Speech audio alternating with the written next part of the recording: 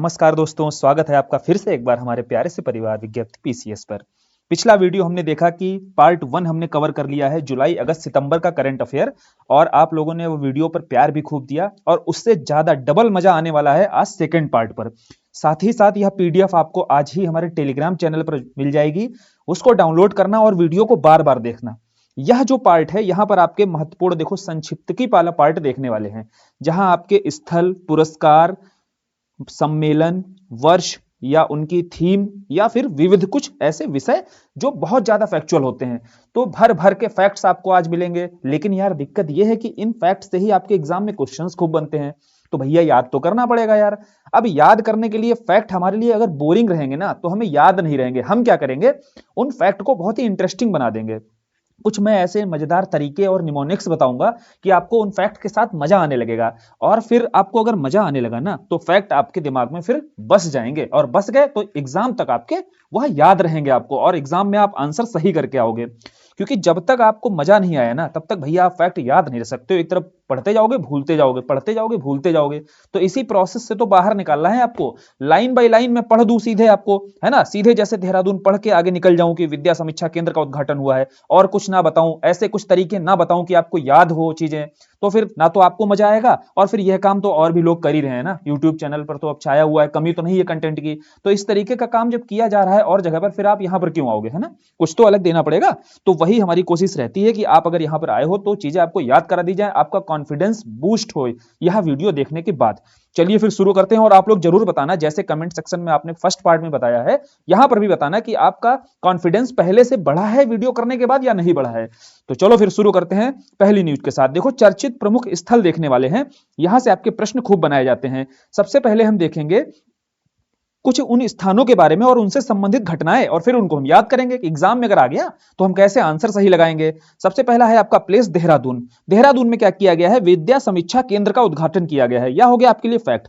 अब समझते हैं विद्या समीक्षा केंद्र क्या है। देखो, विद्या समीक्षा केंद्र जो नई एजुकेशन पॉलिसी आती है उसके बाद में कुछ राज्यों में विद्या समीक्षा केंद्र, अर्थात जो वहां की एजुकेशन पॉलिसीज हैं या कुछ योजनाएं हैं शिक्षा से जुड़ी हुई, उनको मॉनिटरिंग की जाएगी इसके माध्यम से, इन केंद्रों के माध्यम से उनकी सही ढंग से मॉनिटरिंग हो, ताकि उनका जो एप्लीकेशन हो वह विद इन टाइम हो सके। तो ऐसा करने वाले, यह समझिए जुलाई अगस्त सितंबर का करंट अफेयर है। अब ये मत बोलना भैया ये तो तीसरा आपने बता दिया सर कि समीक्षा केंद्र जो है तीसरा देहरादून में बनाया जा रहा है, लेकिन हम अभी पढ़ रहे हैं तो चौथा आपका हिमाचल प्रदेश में बन चुका है। तो आपको बता दिया जाए, यह 3 महीने का करंट अफेयर कराया जा रहा है। यहाँ पर अगला जो पार्ट आएगा वहां पर अगले 3 महीने में फिर इसको अपडेट कर दिया जाएगा। तो अभी अपनी भावनाओं पर थोड़ा सा कंट्रोल रखना और समझना, यह बात हो रही है जुलाई अगस्त सितंबर के करंट अफेयर की।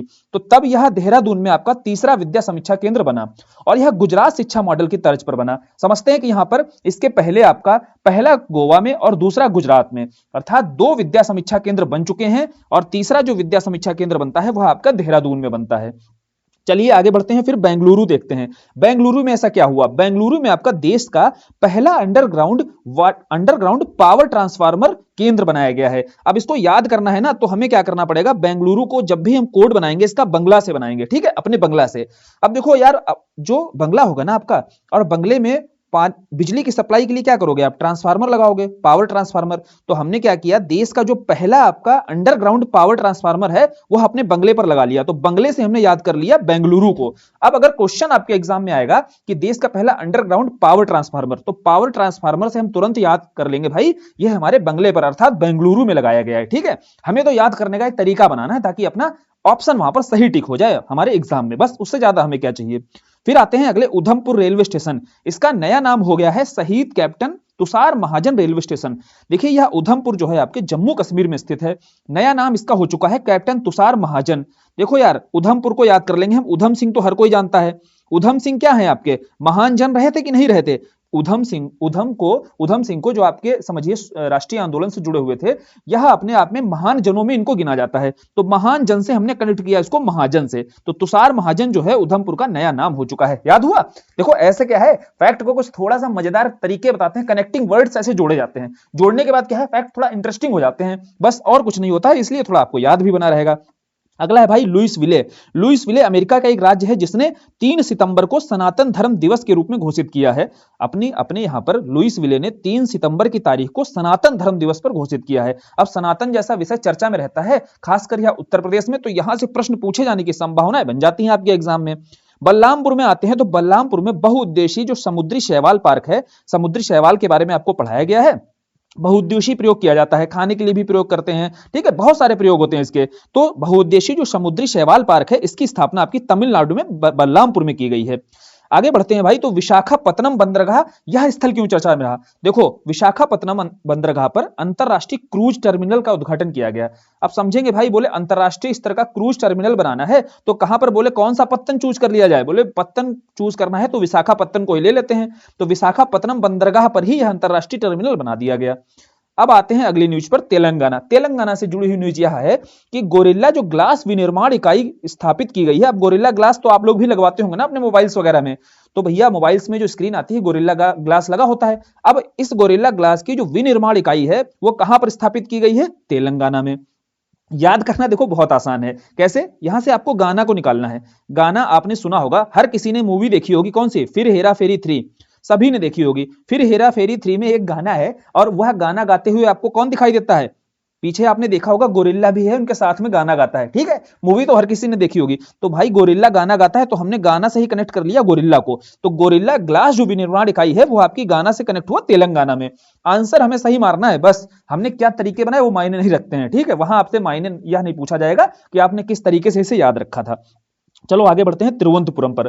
तो तिरुवनंतपुरम में भारत के पहले कृत्रिम बुद्धिमत्ता स्कूल, एआई बेस्ड जो स्कूल है, पहला कहां पर उद्घाटन हुआ है इस स्कूल का? तिरुवनंतपुरम में। देखो यहां कैसे याद रखोगे, तिरुवनंतपुरम क्या है आपकी? केरल की राजधानी है, सभी को पता है ना यह बात। अब केरल क्या है, एजुकेशन साक्षरता के लेवल पे शीर्ष स्थान पर रहता है। तो पहले हम समझे कि राज्य ही कौन सा होगा? केरल होगा, जहां एआई बेस्ड स्कूल जाएगा। इतना एडवांस रूप से अगर कहीं उद्घाटन किया जाएगा भारत के पहले एआई बेस्ड स्कूल का, तो राज्य केरल रहेगा और राज्य में भी उसकी राजधानी रहेगी। तो हमें याद हो गया भाई, राज्य की राजधानी है केरल की तिरुवनंतपुरम, और तिरुवनंतपुरम में ही एआई बेस्ड स्कूल का उद्घाटन होगा। पार्वतीपुरम, पार्वतीपुरम मान्यम, यहां पर केंद्रीय जनजाति विश्वविद्यालय की आधारशिला रखी गई है। देखो यार, यह आंध्र प्रदेश में है। दूसरा, मान्यम से हम याद कर लेंगे मान्यता बेस्ड। देखो मान्यताएं जो हैं, सबसे ज्यादा मान्यताएं वगैरह किसमें प्रचलित होती हैं? जनजातियों में। तो हमें याद आ गया भाई, मान्यता से मान्यम को याद किया, और केंद्रीय जनजातीय विश्वविद्यालय, केंद्रीय जनजाति विश्वविद्यालय की आधारशिला पार्वतीपुरम मान्यम में ही रखी गई है, ठीक है। बेंगलुरु, देखो यार, बेंगलुरु को हमने बंगला इसका कोड बनाया था, और बंगला से देखो यह न्यूज भी याद आ जाएगी। कैसे? भारत का पहला 3D प्रिंटेड डाकघर, इसका उद्घाटन हुआ है। 3D प्रिंटेड समझ रहे हो? तो प्रिंटर का काम क्या होता है? प्रिंटर का काम होता है, जो भी हम इसको समझिए निर्देश देते हैं वो सारे प्रिंट करके यह निकाल देता है, वही है यह 3D प्रिंटेड डाकघर। अब इसी माध्यम से क्या है, एक बहुत बड़ा स्ट्रक्चर होता है, उसमें आप समझिए डाकघर बनाने के लिए क्या क्या चाहिए होता है? मोरंग, सीमेंट, जो भी चाहिए सब उसको हम ऑर्गेनाइज्ड वे में डालेंगे और कोडिंग करेंगे, फिर आपका क्या है, इस आधार पर पहला 3D प्रिंटेड डाकघर बनाया गया। और यह काम किया गया है कहां पर? बेंगलुरु में। तो पहला 3D प्रिंटेड डाकघर कहां बनाया गया? बेंगलुरु में। बोले यार, हमारा जो बंगला होगा उसके बगल में ही हम ऐसा डाकघर बना लेंगे, अगर हमारे पास भी ऐसी मशीन आ जाए, है ना, यह प्रिंटर अगर हमें भी मिल जाए 3D प्रिंटर, तो हम ऐसा क्या है, डाकघर अपने बंगले के बगल में बना लेंगे। तो बंगले के बगल से हमने याद किया कि पहला डाकघर हमने कहां बनाया? बेंगलुरु में बनाया। आगरा, आगरा में क्या होने जा रहा है भाई? और आगरा क्या हो गया? यूपी से जुड़ा हुआ करंट अफेयर है, तो ये बेहद इंपॉर्टेंट है, मोस्ट इंपॉर्टेंट है, या इसको 3 स्टार लगा लेना। अगर यूपी से जुड़ा हुआ कोई करंट अफेयर आता है तो उसको मोस्ट इंपॉर्टेंट की कैटेगरी में डालना है आपको। देखो आगरा आता है, आगरा में क्या हुआ? अंतरराष्ट्रीय जो आलू अनुसंधान केंद्र है। अब यह अंतरराष्ट्रीय आलू अनुसंधान केंद्र, इसका पूछा जाए मुख्यालय कहां पर है, तो याद कराया था मैंने, ज्योग्राफी का वीडियो अगर नहीं देखा है, आलू से हमने शिमला आलू को याद किया था, है ना। शिमला आलू खाते हो कि नहीं आप? तो शिमला आलू से याद किया था, इसका मुख्यालय है आपका शिमला में। इसकी एक शाखा उत्तर प्रदेश के आगरा में खोली जा रही है। यह है न्यूज आपके लिए याद करने वाली। इराक पर आते हैं भाई। इराक क्या बना है आपका? ट्रेकोमा को खत्म करने वाला 18वां देश बन गया है। ट्रेकोमा बीमारी के बारे में जब वायरस वाला चैप्टर बायोलॉजी में किया था हमने, वहां बताया था कि वायरल डिजीज है, इसमें आंखें क्या होती हैं, व्यक्ति की उभरी सी बाहर की ओर दिखाई देती हैं। अब आते हैं ट्रेकोमा को खत्म करने की मुहिम में WHO द्वारा मान्यता प्राप्त जो आपका 18वां देश बना है वह इराक बना है। अपने को याद कैसे रखना है? देखो WWE आप सभी ने देखी होगी, अगर आप जानते होंगे तो दी रॉक को तो सभी जानते होंगे, है ना, अभी मूवीज वगैरह करता है। तो दी रॉक का अगर एक आपको मुक्का पड़ जाए ना, तो आप कहां चले जाओगे? आप कोमा में चले जाओगे। तो रॉक से हमने रॉक से क्या याद किया? रॉक से इराक को याद किया, और कोमा से हमने ट्रेकोमा को याद किया। तो हम बता देंगे कि अभी ट्रेकोमा को खत्म करने वाला जो देश बना है वो इराक बना हुआ है। अब रामेश्वर में ऐसा क्या हुआ भाई, रामेश्वर क्यों चर्चा में आ गया यह स्थल? रामेश्वर देखिए तमिलनाडु में स्थित है, जानते हैं आप। यहां अमित शाह के द्वारा doctor APJ Abdul Kalam memories never die, अर्थात यह जो पुस्तक है, इस पुस्तक का विमोचन किया जाता है। इसके लेखक आपको याद रखना है कैसे, राम से आपको याद रखना है। राम जी क्या थे? भगवान राम। राजा राम बोला जाता है कि नहीं बोला जाता? राजा थे अयोध्या के, तो राजा से आपको राजन याद आ जाएगा, और जो पुस्तक थी तो राम के साथ आप कलाम को जोड़ लीजिए, APJ Abdul Kalam memories never die, और इसके लेखक हैं राजन। एक ही याद कर लेना, वहां ऑप्शन में अगर आपको राजन दिख जाएगा, मरकयार नहीं भी याद करोगे ना, एक अगर आपको याद है किसी भी कनेक्टिंग विधि से, तो आप वहां आंसर अपना सही मारोगे। अपने को आंसर सही करने से मतलब है ना, ज्यादा फैक्ट आपको दिमाग में तो रखने नहीं है, बहुत ज्यादा चीजें दिमाग में मत रखा करो। ऐसे ही कहना, कुछ कनेक्टिंग वर्ड जोड़ करके अपने आंसर को सही करना होता है हमें। फिर बेंगलुरु पर आते हैं। बेंगलुरु में क्या हुआ है? वर्ल्ड सिटी कल्चर फोरम का हिस्सा बनने वाला है, पहला भारतीय शहर बना हुआ है। अब बंगले से ही क्या है, आपके आपके कल्चर का पता चलता है ना। आप समझिएगा कि बंगले से ही आपके क्या है, सिटी के कल्चर का पता चलता है। तो हमने बताया कि सिटी कल्चर जो फोरम है, वर्ल्ड सिटी कल्चर फोरम का हिस्सा बनने वाला पहला भारतीय शहर ही आपका बेंगलुरु बन गया है।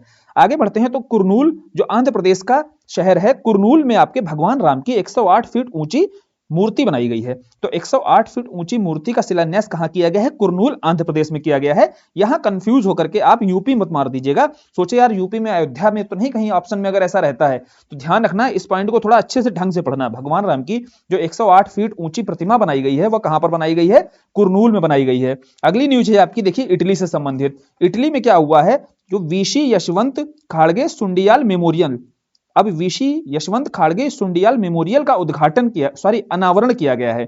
अब समझो यहां पर भाई क्या हुआ है। देखो इटावली अभियान जो हुआ था, सेकेंड वर्ल्ड वार की बात है। सेकेंड वर्ल्ड वार में आप जानते हैं जर्मनी के विरुद्ध इटली खड़ा हुआ था, ठीक है। अब विश्व युद्ध, आपने विश्व युद्ध के बारे में वर्ल्ड हिस्ट्री जब पढ़ा होगा तो वहां इस बारे में आपको जानकारी होगी। नहीं कुछ जानते हो तो हिटलर के बारे में तो सभी जानते हैं ना। हिटलर के विरुद्ध जब इटालवी अभियान चलता है, वहां कुछ भारतीय सैनिकों का भी साथ दिया जाता है। किसको? इटली को। तो भैया भारतीय सैनिक मतलब वहां कौन था? हम इस समय अंग्रेजों के उपनिवेश हुआ करते थे, तो हम हमारे यहां से जो भारतीय सैनिक भेजे गए थे, उन्होंने जब इटली का साथ दिया, तो वहां इटली के अभियान में हमारे सैनिक भी कुछ शहीद हुए। तो उन्हीं की याद में वह वीशी यशवंत खाड़गे सुंडियाल मेमोरियल, इसका अनावरण किया गया है। कहां पर किया गया है? इटली में किया गया है।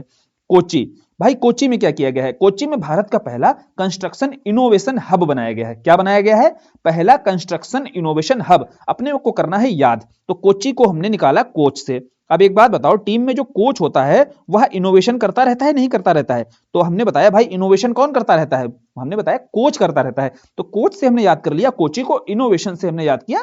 पहला कंस्ट्रक्शन इनोवेशन हब कहां बना है? कोच्चि में। अब देखते ही आपको याद आ जाएगा। क्या करना है? आपको पीडीएफ निकालनी है और 2-3 बार इस वीडियो को लिखना है। जो चीजें आपको बताई जा रही हैं वो ब्रैकेट में आगे लिख लिया करो, है ना। हार्ड कॉपी निकाला करो, उसके ब्रैकेट में लिख लिया करो। तो फिर आप जब रिवाइज करोगे तो चीजें आपको याद आएंगी, और फिर 3-4 बार आप देखोगे वीडियो सुनने के बाद में, और बार बार रिवीजन करने के बाद में, साथ के साथ आपकी वो चीजें कंठस्थ हो जाएंगी। आपको कभी भी क्वेश्चन फिर दिखेगा ना, तुरंत आपको याद आ जाएगा जो यहां बताया जा रहा है। रूस पर आते हैं भाई। रूस ने भी क्या किया? रूस क्यों चर्चा में रहा है? लिंग परिवर्तन और ट्रांसजेंडर विवाह पर, अर्थात लिंग परिवर्तित करके और ट्रांसजेंडर विवाह पर व्यापक रूप से इस देश ने प्रतिबंध लगा दिया है। याद ऐसे रख लेना, बोला भाई रूस हम पर तुम इतने प्रतिबंध लगा रहे हो, क्योंकि रूस यूक्रेन युद्ध के बाद रूस पर इतने प्रतिबंध लगे हैं, तो हम याद रखेंगे भाई इतने प्रतिबंध लगा रहे हो, चलो एक प्रतिबंध हम अपने हम खुद ही लगा लेते हैं। तो उसने बोला कि चलो लिंग परिवर्तन और ट्रांसजेंडर विवाह को हम मान्यता नहीं देंगे, इस पर प्रतिबंध है ना, इस तरीके का कोई विवाह नहीं होता है। उसने इस तरीके की पॉलिसी अपनाई हुई है रसिया ने। अब प्रयागराज पे आते हैं भाई। प्रयागराज में आपने देखा होगा वायुसेना दिवस परेड और वायु प्रदर्शन का आयोजन किया गया था अभी हाल ही में।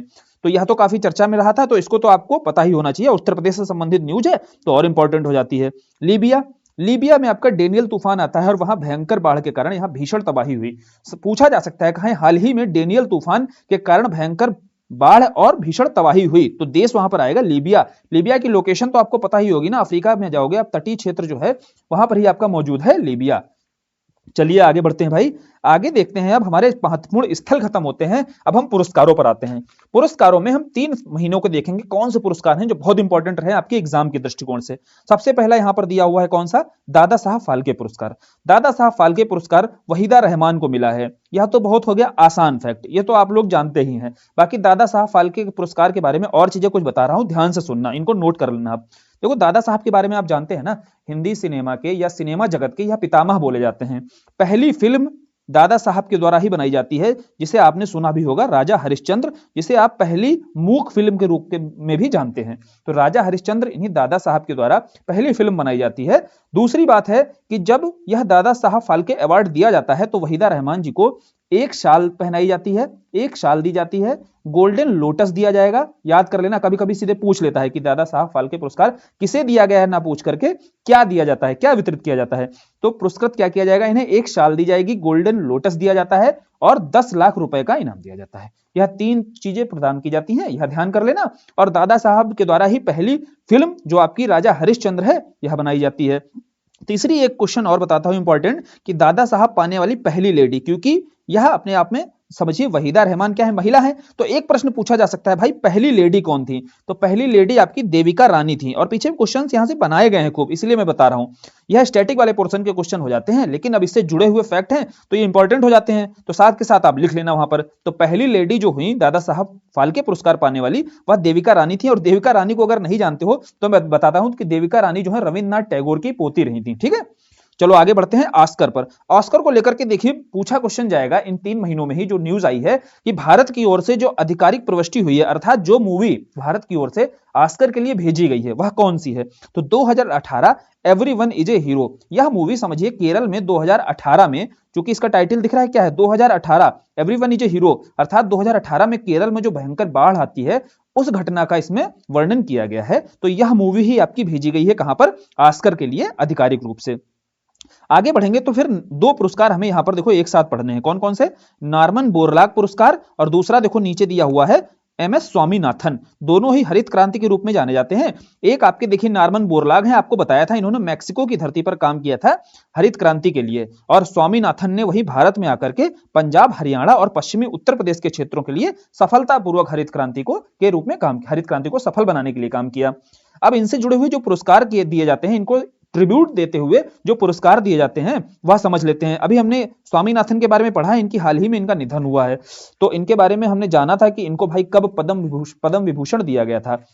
तो नॉर्मन बोरलॉग जो पुरस्कार है वह स्वाति नायक को मिला हुआ है, और स्वामीनाथन पुरस्कार सुरेंद्र सहगल को मिला है। दोनों को एक साथ पढ़ करके हम याद करेंगे। देखो बोरलॉग जो थे ना आपके, वो नायक थे, कृषि के क्षेत्र में प्रमुख नायक के रूप में कौन जाने जाते हैं? बोरलॉग जाने जाते हैं। और स्वामीनाथन ने वही काम जब भारत में किया तो स्वामीनाथन क्या है, इनके साथ साथ गल करते थे, ऐसे याद कर लेंगे, सहगल, सहगल मतलब साथ साथ गल करते थे इनके। तो सहगल को क्या मिला हुआ है आपका? स्वामीनाथन पुरस्कार मिला हुआ है। और बोरलॉग को, यह नायक थे तो नायक से हमने याद किया स्वाति नायक को। नायक कौन थे प्रमुख रूप से? बोरलॉग थे, तो स्वाति नायक यहां से याद हो गया हमें। आगे बढ़ते हैं अगले पुरस्कार पर। अगला पुरस्कार है राजभाषा कीर्ति पुरस्कार। देखो भाई, राजभाषा कीर्ति पुरस्कार जो है हिंदी दिवस के अवसर पर ही दिया जाता है। हिंदी दिवस कब मनाते हैं? 14 सितंबर को। यह तो इंपॉर्टेंट है और याद भी होना चाहिए आपको। यहां क्या किया गया है, 300 से अधिक कर्मचारी जिस विभाग में है, विभागों का चयन किया गया और उन विभागों में भी 2 आधार पर वितरित किया गया। एक जो बड़े बड़े विभाग हैं अर्थात 300 से ज्यादा वाले, दूसरे आपके छोटे विभाग हैं 300 से कम जहां पर कर्मचारी हैं। तो जहां 300 से कम कर्मचारी हैं उसमें आपका जो शीर्ष स्थान पर रहा है, जो यह पुरस्कार प्राप्त किया है, पेंशन एवं पेंशन भोगी कल्याण विभाग है। और 300 से अधिक वाला जहां कर्मचारी हैं उसमें आपका भारत के नियंत्रक एवं महालेखा परीक्षक का कार्यालय, उसे यह पुरस्कार दिया गया है। आगे बढ़ते हैं तो शांति स्वरूप भटनागर पुरस्कार जानते हैं। शांति स्वरूप भटनागर आपके देखिए वैज्ञानिक रहे और इसमें 12 वैज्ञानिकों को यह पुरस्कार दिया गया। 12 वैज्ञानिक आपके लिए जानने जरूरी नहीं है, केवल यह जान लीजिएगा 12 वैज्ञानिकों को दिया गया और CSIR के द्वारा यह पुरस्कार घोषित किया जाता है। फिर बढ़ेंगे तो प्रमुख पुरस्कार आता है आपके पास रेमन मैग्सेसे। देखो भाई, रेमन मैग्सेसे जो है जानना आपके लिए जरूरी है। यहां पर हमें यह समझना है कि रेमन मैग्सेसे इस बार 4 व्यक्तियों को प्रदान किया गया। उन 4 व्यक्तियों में अपने लिए इंपॉर्टेंट न्यूज है कि कोई भारतीय था क्या? बोले हाँ था। कौन? Doctor R Ravi Kannan. Doctor R Ravi Kannan को रेमन मैग्सेसे पुरस्कार दिया जाता है। रेमन मैग्सेसे होता क्या है? देखो, रेमन मैग्सेसे ये समझिए कि विश्व में देखा जाता है कोई भी अपनी फील्ड में जो बेहतर कार्य करता है, अपने क्षेत्र में बेहतर कार्य करने के कारण उसे यह पुरस्कार से पुरस्कृत किया जाता है। तो उसी के अंतर्गत भारत से रवि कन्नन को यह पुरस्कार दिया जाता है। और रेमन मैग्सेसे को मैं बता दूं, एशिया का नोबेल प्राइज भी बोला जाता है। रेमन मैग्सेसे को एशिया का नोबेल पुरस्कार भी बोला जाता है। एक फैक्ट और आप तैयार कर लीजिएगा कि पहले भारतीय कौन थे? रेमन मैग्सेसे पुरस्कार पाने वाले पहले भारतीय थी आपकी विनोबा भावे। कौन थे आपके? विनोबा भावे थे। पहले भारतीय जिन्हें रेमन मैग्सेसे पुरस्कार मिला था। दो फैक्ट आपको बताए, पहला यह एशिया का नोबेल प्राइज कहलाता है, दूसरा पहले भारतीय कौन थे, विनोबा भावे। लेकिन अब अपने लिए करंट के लिए क्या इंपॉर्टेंट है, करंट के लिए इंपॉर्टेंट है कि किस भारतीय को यह रेमन मैग्सेसे पुरस्कार दिया गया है। चार व्यक्ति हैं, चार में से एक भारत से हैं, वह है रवि कन्नन। देखो रवि कन्नन जो हैं यह निशुल्क कैंसर का उपचार करते हैं, है ना, निशुल्क कैंसर का उपचार करते हैं, तो स्वाभाविक सी बात है अपनी फील्ड में यह बहुत ही बेहतरीन अपने सेवा का निर्वहन कर रहे हैं, इसलिए इनको इस पुरस्कार से पुरस्कृत किया गया है। तो रवि कन्नन याद करना है, रवि जैसा नाम है वह रवि की तरह ही चमक रहे हैं। क्लियर। अब और कौन कौन है, कॉर्वी रच्छद हैं जो बांग्लादेश से हैं, यूजेनिया लेमोस जो तिमोर लेस्ते से हैं, कैरोनल फेरर जो फिलिस्तीन से हैं। यह नाम आपके लिए बिल्कुल इंपॉर्टेंट नहीं है, चाहे तो आप भूल जाना, लेकिन रवि कन्नन को मत भूलना। आगे बढ़ते हैं तो मिस इंडिया इंटरनेशनल, मिस दिवा इंटरनेशनल, दोनों को एक साथ पढ़ेंगे। देखो इंडिया इंटरनेशनल, इंडिया इंटरनेशनल, दिवा इंटरनेशनल दोनों याद करा दूंगा अभी। इंडिया इंटरनेशनल दिया गया है प्रवीणा, कौन बनी है, सॉरी प्रवीणा अंजना बनी है जो राजस्थान से हैं, और दिवा इंटरनेशनल कौन बनी है, श्वेता शारदा बनी है। दोनों देखिए फोटो भी आपको लगाकर दे दी गई है, यह रही आपकी इंडिया इंटरनेशनल, यह है आपकी नीचे देखो दी हुई है दिवा इंटरनेशनल। चलो इसको याद करते हैं। देखिए इंडिया इंटरनेशनल, इंडिया से इंटरनेशनल तक जाना है तो आपको प्रवीण होना पड़ेगा, प्रवीण निपुण समझते हो ना, तो आपको प्रवीण तो होना ही पड़ेगा। तो प्रवीणा से आपने याद कर लिया प्रवीणा अंजना को। और दिवा इंटरनेशनल कैसे याद करोगे भाई, दिवा किसका होता है, दिवा दिन का पर्यायवाची होता है, और दिन में आपको, दिन में जब प्रकाश रहता है तो श्वेत कलर का होता है, श्वेत मतलब सफेद समझते हो ना, तो दिवा आपको दिन में कैसा रहता है, श्वेत रहता है ना, रात तो होती नहीं है। तो श्वेत से हमने याद किया दिवा इंटरनेशनल, श्वेत से श्वेता शारदा को, और इंडिया इंटरनेशनल से हमने प्रवीणा को याद किया। प्रवीणा आपकी राजस्थान क्षेत्र से हैं और श्वेता आपकी चंडीगढ़ से हैं। आगे बढ़ेंगे, अब नेशनल प्राइज पर आते हैं। राष्ट्रीय फिल्म पुरस्कार बोलते हैं ना, नेशनल अवार्ड किस किस फिल्म ने जीता है भाई, किस क्षेत्र में जीता है, सभी याद हो जाएंगे, अभी समझते हैं। याद कर लेना, 69वां आपका यह राष्ट्रीय फिल्म पुरस्कार है। सर्वश्रेष्ठ जो फीचर फिल्म के रूप में चुना गया है रॉकेटरी द नेम्बी इफेक्ट को चुना गया है। अब नेम्बी इफेक्ट आप जानते होंगे, नेम्बी इफेक्ट में आर माधवन ने प्रमुख रूप से अभिनय किया हुआ है। यह फिल्म अगर आपने नहीं देखी है तो जरूर देखना, रॉकेटरी द नेम्बी इफेक्ट को। इसमें बताया गया है नेम्बी जो नारायण थे, इन पर जो चोरी का आरोप लगाया गया था, है ना, जो एक तरीके से इनके ऊपर चोरी का आरोप लगाया गया था, कई वर्षों तक उन्हें यातना भी झेलनी पड़ी थी, लेकिन अंततः वह सारे आरोप जो है गलत सिद्ध होते हैं, यही सब इस फिल्म में दिखाया गया है। तो आप फिल्म देखा, काफी बेहतरीन है और बेहतरीन अभिनय किया गया है, इसीलिए इस फिल्म ने क्या किया है, नेशनल अवार्ड जीता है। तो सर्वश्रेष्ठ फीचर फिल्म का अवार्ड किसको गया है, रॉकेटरी को गया है। फिर सर्वश्रेष्ठ फिल्म मनोरंजन पर, क्वेश्चन आ जाए भाई मनोरंजन पर किसको दिया गया है सर्वश्रेष्ठ फिल्म नेशनल अवार्ड, तो आरआरआर ने ही जीता है। राजा मौली की यह फिल्म है, काफी चर्चा में रही थी। तो सर्वाधिक एंटरटेनमेंट के क्षेत्र में कौन रही है, आरआरआर। सर्वश्रेष्ठ फिल्म कौन सी रही, राष्ट्रीय एकता पर। तो राष्ट्रीय एकता पर बहुत आसान है याद करना, द कश्मीर फाइल। तो राष्ट्रीय एकता को लेकर जो बहुत अधिक विवादित रही थी फिल्म, उसी ने नेशनल अवार्ड जीता है राष्ट्रीय एकता पर। कौन सी, द कश्मीर फाइल, ऐसे याद करना है आपको। सामाजिक मुद्दों पर देखो, अनुनाद द रेजोनेंस, और पर्यावरण संरक्षण पर आपकी आवासा वह्युम। तो आवासा से देखिए आप क्या है, पर्यावरण में ही आप अपना आवास बनाते हो, ढूंढते हो अपना कि नहीं, तो पर्यावरण संरक्षण पर ही आपको आवासा वह्युम याद रहेगा। आवासा या वायु जो भी है सब पर्यावरण में ही होता है, तो यहां से अपने को याद आ जाएगा जैसे ही ऑप्शन दिखेगा।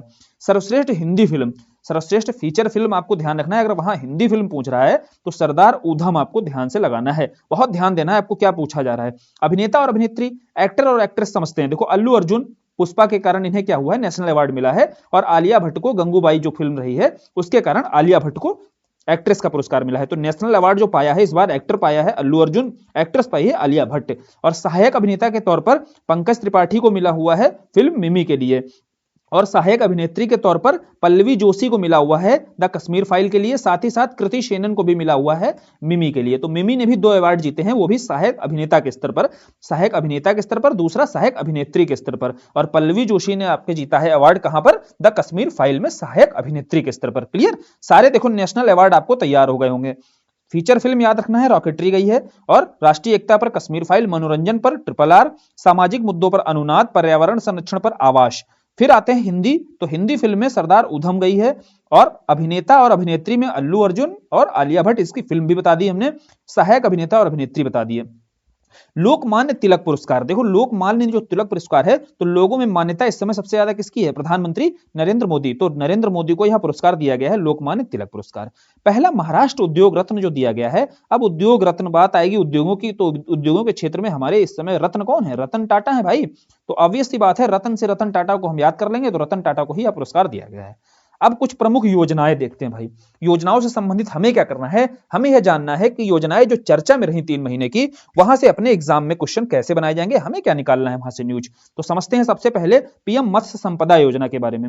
मत्स्य संपदा योजना में अभी इसके 3 वर्ष पूरे हुए थे। इसकी सफलता पर, सफल वर्ष पर जो कार्यक्रम हुआ है वह इंदौर में हुआ है। पहली न्यूज तो यह है, क्वेश्चन बनेगा कि भाई इसकी सफलता पर जो आयोजन किया गया है उस कार्यक्रम का, वो कहां पर किया गया, तो इंदौर में उसका आयोजन हुआ है। दूसरी चीज है कि भाई इसकी स्थापना वर्ष भी पूछे जा सकते हैं।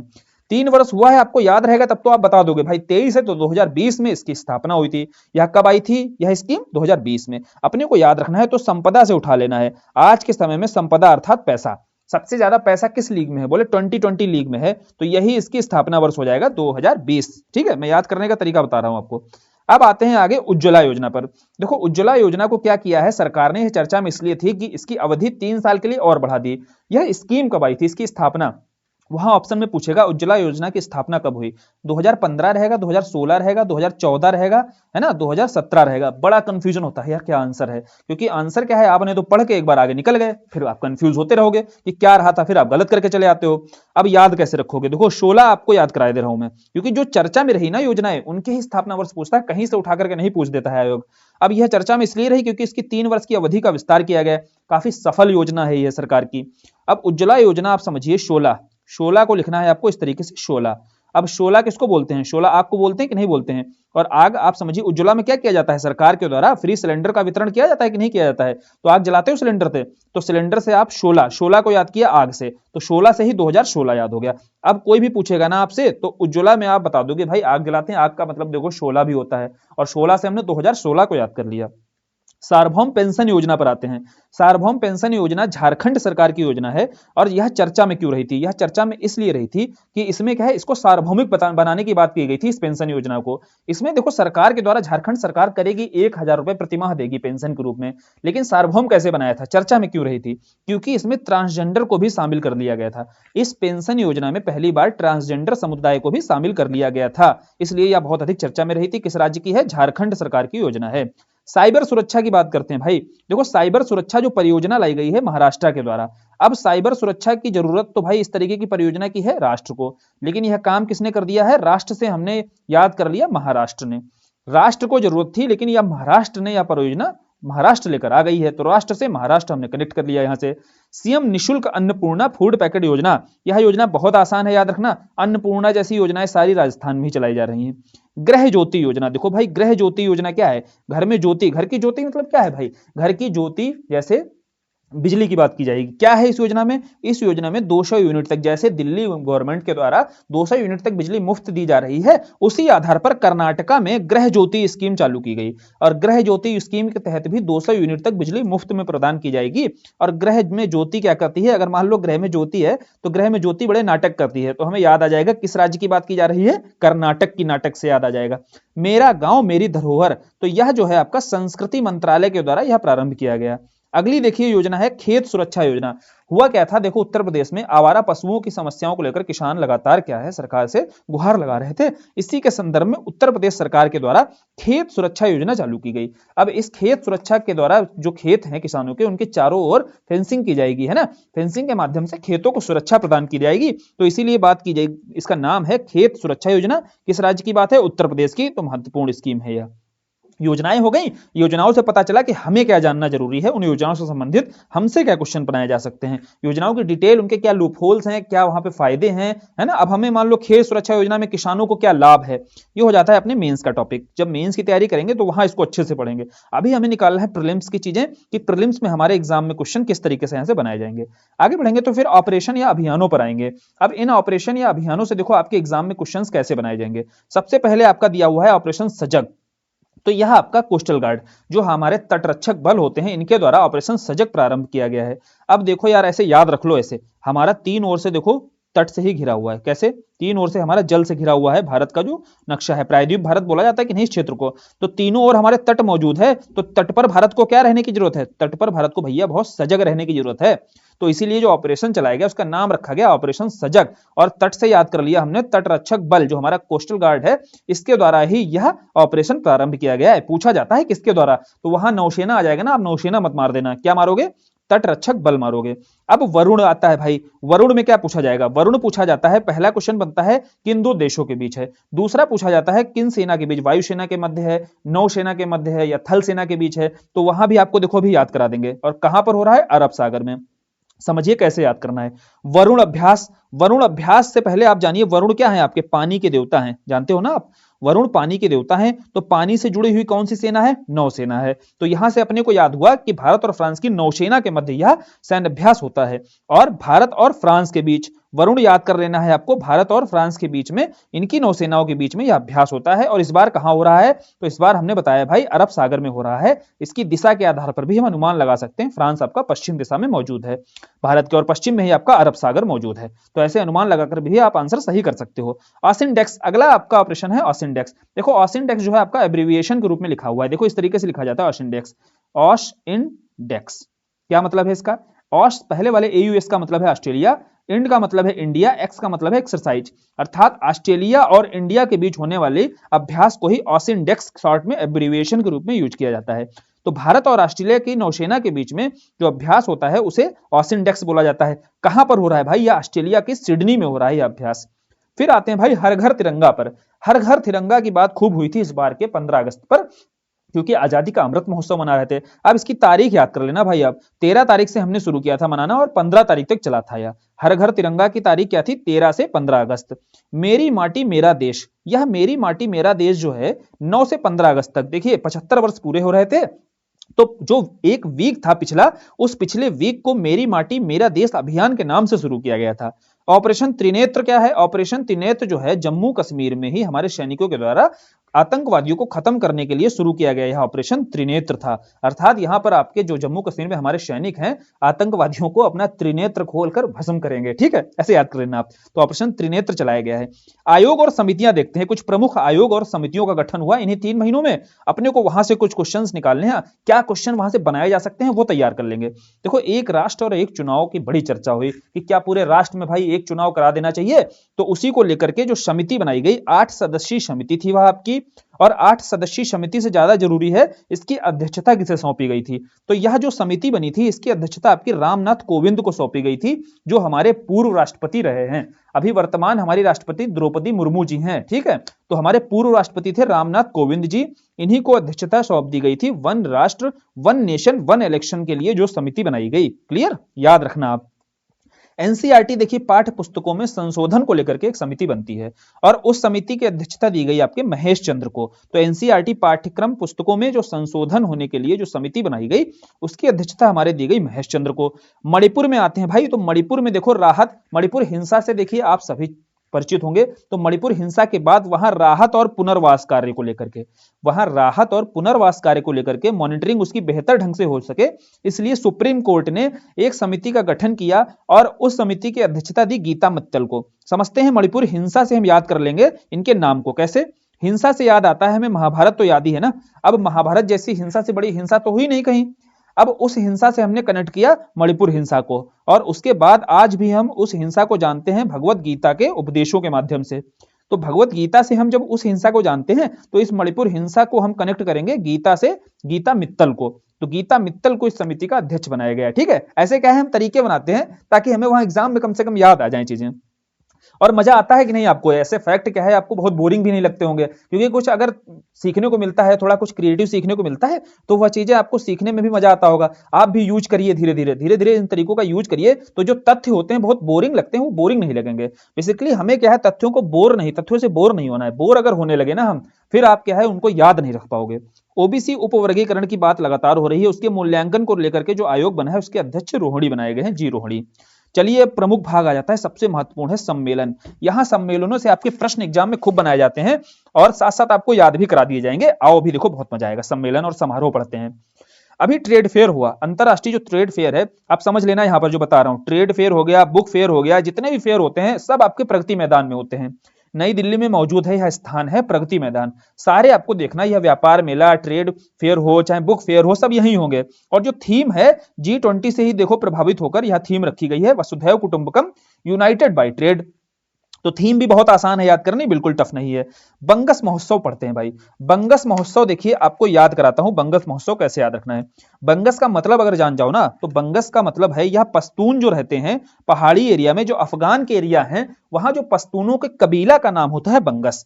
अब पश्तून कौन है? पश्तून का मतलब होता है पठान। पठानों के बारे में आपने पश्तूनी पठान के बारे में नहीं सुना? राष्ट्रीय आंदोलन में खान अब्दुल गफ्फार खां के बारे में सब जानते हो। और खान अब्दुल गफ्फार जो है आपके पश्तूनी पठान थे, और वही पश्तूनों के कबीला को जाना जाता है बंगस महोत्सव के रूप में। तो भैया इनका क्षेत्र कौन सा है? अफगानिस्तान जम्मू कश्मीर का क्षेत्र है। वहीं बंगस महोत्सव आपका कुपवाड़ा जम्मू कश्मीर में ही यह महोत्सव मनाया जाता है, और यह अपने यहाँ टूरिज्म वगैरह को प्रमोट करने के लिए इस तरीके के महोत्सव का आयोजन किया जा रहा है। क्लियर हुआ? बंगस नाम से परिचित हो गए तो तुरंत आप लगा दोगे भाई इसका सही आंसर जम्मू कश्मीर कुपवाड़ा। दिव्य कला मेला, दिव्य कला मेला का पूछेगा आयोजन कहां हुआ? तो दिव्य जो नाम आया है ना, यह दिव्यांग जन से लिया गया है। कहां से लिया गया है? दिव्यांग जन से। तो बेसिकली यहां पर दिव्यांग जनों के सशक्तिकरण के लिए यह दिव्य कला मेला का आयोजन किया गया, और यह उत्तर प्रदेश के किसी क्षेत्र में किया जा रहा है, वाराणसी। तो बेहद इंपॉर्टेंट हो गया। दिव्य कला मेला का आयोजन कहां हो रहा है? वाराणसी में हो रहा है। और किस लिए हो रहा है? ऑब्जेक्टिव बता दिया, दिव्य आपका निकाला गया है दिव्यांग जन से, तो दिव्यांग जनों के सशक्तिकरण के लिए इसका आयोजन किया जा रहा है। अगला बढ़ते हैं भाई, तो तीसरा अखिल भारतीय राजभाषा सम्मेलन। समझो राजभाषा सम्मेलन कहां? पुणे में। याद कैसे करोगे? राजभाषा क्या है आपकी? बोले राजभाषा है हमारी हिंदी, राष्ट्रभाषा नहीं है। याद करना क्या है हमारी? राजभाषा है हिंदी। अब हिंदी भाषियों की सबसे बुरी जहां स्थिति है, कहां है? महाराष्ट्र में। वहीं आपका देखो महाराष्ट्र में पुणे में ही इस राजभाषा सम्मेलन का आयोजन किया जा रहा है। तो गृह मंत्रालय देख रहे हो, गृह मंत्रालय इस राजभाषा सम्मेलन का आयोजन कर रहा है, वह पुणे में कर रहा है। और जहां पर सबसे बुरी स्थिति रहती है हिंदी भाषी की, आप पढ़ते भी रहते होगे, अक्सर उनके साथ कोई ना कोई घटना होती रहती है। तो हमने तो याद कर लिया भाई इस तरीके से कि राजभाषा सम्मेलन का आयोजन वहीं हुआ जहां हिंदी भाषियों की स्थिति ठीक नहीं रहती है। अभी के समय थोड़ा हालात ठीक है। चलो आगे बढ़ते हैं। 12वां अंतरराष्ट्रीय सरकारी संचार मंच। तो 12वां अंतरराष्ट्रीय सरकारी संचार मंच है, इसका जो आयोजन हुआ है यूएई में हुआ है। इसकी थीम है टुडेज रिसोर्स टुमारोज वेल्थ। ठीक, आगे बढ़ते हैं। अगला सम्मेलन देखते हैं भाई, बांध सुरक्षा पर। देखो बांध सुरक्षा पर जो अंतरराष्ट्रीय, क्योंकि बांधों को लेकर के, बांध सुरक्षा को लेकर के बहुत ज्यादा ये हॉट टॉपिक रहा था, जो अंतरराष्ट्रीय सम्मेलन हुआ वो राजस्थान के जयपुर में हुआ। किसानों को लेकर के पहली वैश्विक संगोष्ठी कहां हुई? संगोष्ठी मतलब बैठक ही होता है, सम्मेलन होता है। तो किसानों को लेकर के, किसान मुद्दों को लेकर के पहली जो वैश्विक स्तर की संगोष्ठी हुई नई दिल्ली में हुई। याद रखने का मैं तरीका बताता हूं। किसान आपके कहां रहते हैं? बोले किसान जो है हमारे दिल में रहते हैं। तो दिल से याद हो गया भाई दिल्ली, और किसानों को लेकर के संगोष्ठी हुई वह हुई नई दिल्ली में। ठीक, अब आप कंफ्यूज नहीं होगे जब ऑप्शन वहां पे नई दिल्ली देखोगे।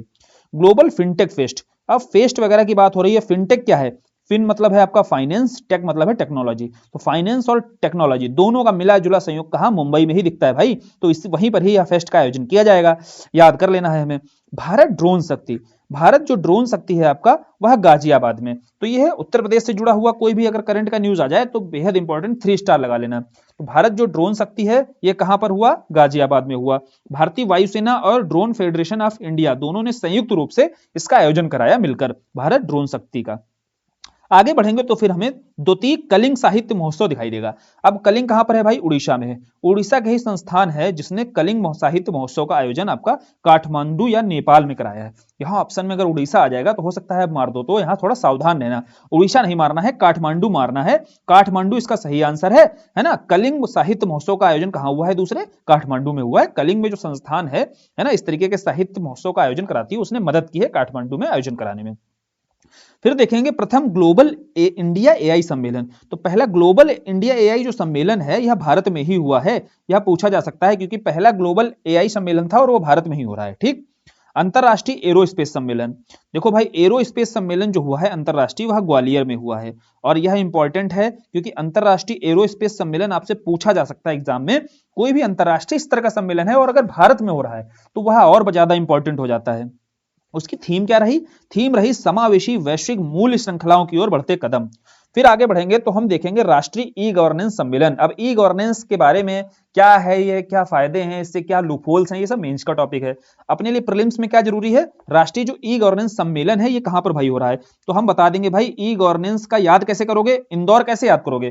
तो आपको बताना है भाई ई गवर्नेंस का तो दौर ही चल रहा है। चल रहा है कि नहीं चल रहा है? तो बताओगे हाँ भाई चल रहा है। तो ई गवर्नेंस का दौर चल रहा है, तो ई गवर्नेंस सम्मेलन, दौर से क्या याद आएगा? इंदौर। ठीक, तो इसको 2-3 बार पढ़ोगे तो एकदम याद आ जाएगी ये चीजें जो बताई जाती है निमोनिक्स। अब थीम क्या है इसकी? थीम है विकसित भारत सशक्त नागरिक। ई गवर्नेंस में देखो आजकल के समय में ई गवर्नेंस क्या मतलब है, ई का मतलब है इलेक्ट्रॉनिक इंटरनेट का यूज करते हुए हम अपने प्रशासनिक कार्यों को निर्वहन करेंगे। अब यार एक बात बताओ, नागरिक को जब तक सशक्त नहीं करोगे आप, इंटरनेट का प्रयोग करना नहीं जानेगा वह, तो कैसे इंटरनेट ई गवर्नेंस के टूल्स का प्रयोग करेगा वह। तो इसीलिए थीम क्या है, सशक्त करो नागरिक को, तभी विकसित होगा भारत। विकासशील से क्या बनेगा, विकसित बनेगा। तो इसी आधार पर इसकी थीम देखो तैयार की गई है, विकसित भारत सशक्त नागरिक। आगे बढ़े तो भारत स्टार्टअप महोत्सव समझ में आया। देखो भारत स्टार्टअप महोत्सव जो है आपका बेंगलुरु में है। बेंगलुरु का कोड हमने बेंगलुरु के क्या बनाया है, बंगला। अब समझो आपका, अगर आपने कोई स्टार्टअप चालू किया, ठीक बताता हूं मैं आपको, आपने स्टार्टअप चालू किया और वह सक्सेसफुल हो गया, तो आपका स्टार्टअप अगर सक्सेसफुल हो गया तो आपका क्या बन जाएगा, आपका बंगला बन जाएगा तुरंत, हाल ही बंगला। तो बंगला से याद किया बेंगलुरु को, और दूसरा भारत स्टार्टअप महोत्सव कहां हो रहा है, बेंगलुरु में हो रहा है। इससे हमें याद भी हो गया कहां पर आयोजन हो रहा है इसका। आदि पेरक्कू उत्सव तमिलनाडु में। यह उत्सव जब लौटते मानसून के चलते तमिलनाडु में वर्षा होती है, तभी यह आदि पेरक्कू उत्सव मनाया जाता है वहां के समुदायों के द्वारा। उन्मेष उन्मेष अंतरराष्ट्रीय साहित्य महोत्सव भोपाल में आयोजन हुआ है। अगला देखते हैं भाई, विश्व कॉफी सम्मेलन। देखो कॉफी कॉफी सम्मेलन तो आप आंख बंद करके मार दोगे, कॉफी का उत्पादन में कर्नाटक शीर्ष स्थान पर रहता है, बिल्कुल रहता है। तो इसीलिए इस सम्मेलन का आयोजन कहां पर हो रहा है, बेंगलुरु में हो रहा है।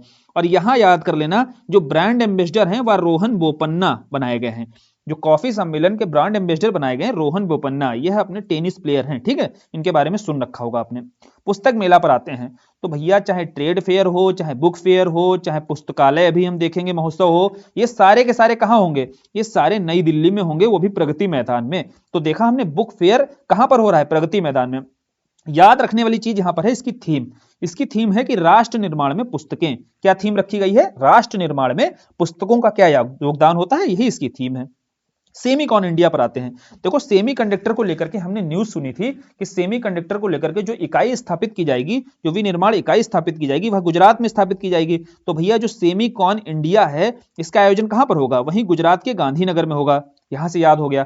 थीम क्या है, भारत की सेमीकंडक्टर व्यवस्था तंत्र को बढ़ावा देना। तो सीधी सी बात है, जो थीम रहेगी वो सेमीकंडक्टर व्यवस्था तंत्र को बढ़ावा देने संबंधी ही रहेगी, वही थीम बनाई गई है इसकी। आगे अगला है आपका 5वां हेलीकॉप्टर एवं लघु विमान शिखर सम्मेलन। यह प्रमुख सम्मेलन है, इसका आयोजन आपका खजुराहो में होता है। याद देखो मैं करा दूंगा, हेलीकॉप्टर और लघु विमान, इसका बेसिकली उद्देश्य क्या है, समझो। यहां पर हेलीकॉप्टर लघु विमान का उद्देश्य है कि अंतिम मील तक पहुंचना। इसकी थीम से समझ में आ जाएगा कि छोटी छोटी जो क्षेत्रीय स्तर की, जो आप समझिएगा, जो वायुयान, जो आप समझिए यातायात के रूप में हम किसका प्रयोग करते हैं, या तो रेलवे का प्रयोग करते हैं, बस वगैरह का प्रयोग करते हैं ना, लेकिन हेलीकॉप्टर वगैरह का क्या आम नागरिक प्रयोग कर पाता है। इसी संदर्भ में उड़ान के बारे में आपने सुना होगा, उड़े देश का आम नागरिक। उसी संदर्भ में उड़ान को ही आगे और थोड़ा व्यापक स्तर पर, नागरिकों के स्तर पर, आम नागरिकों की तरफ बढ़ाया जा सके, है ना, इस परिवहन की, वायु परिवहन को भी आम नागरिक प्रयोग कर सके। इसी के चलते आपका इस शिखर सम्मेलन का जो है आयोजन किया गया।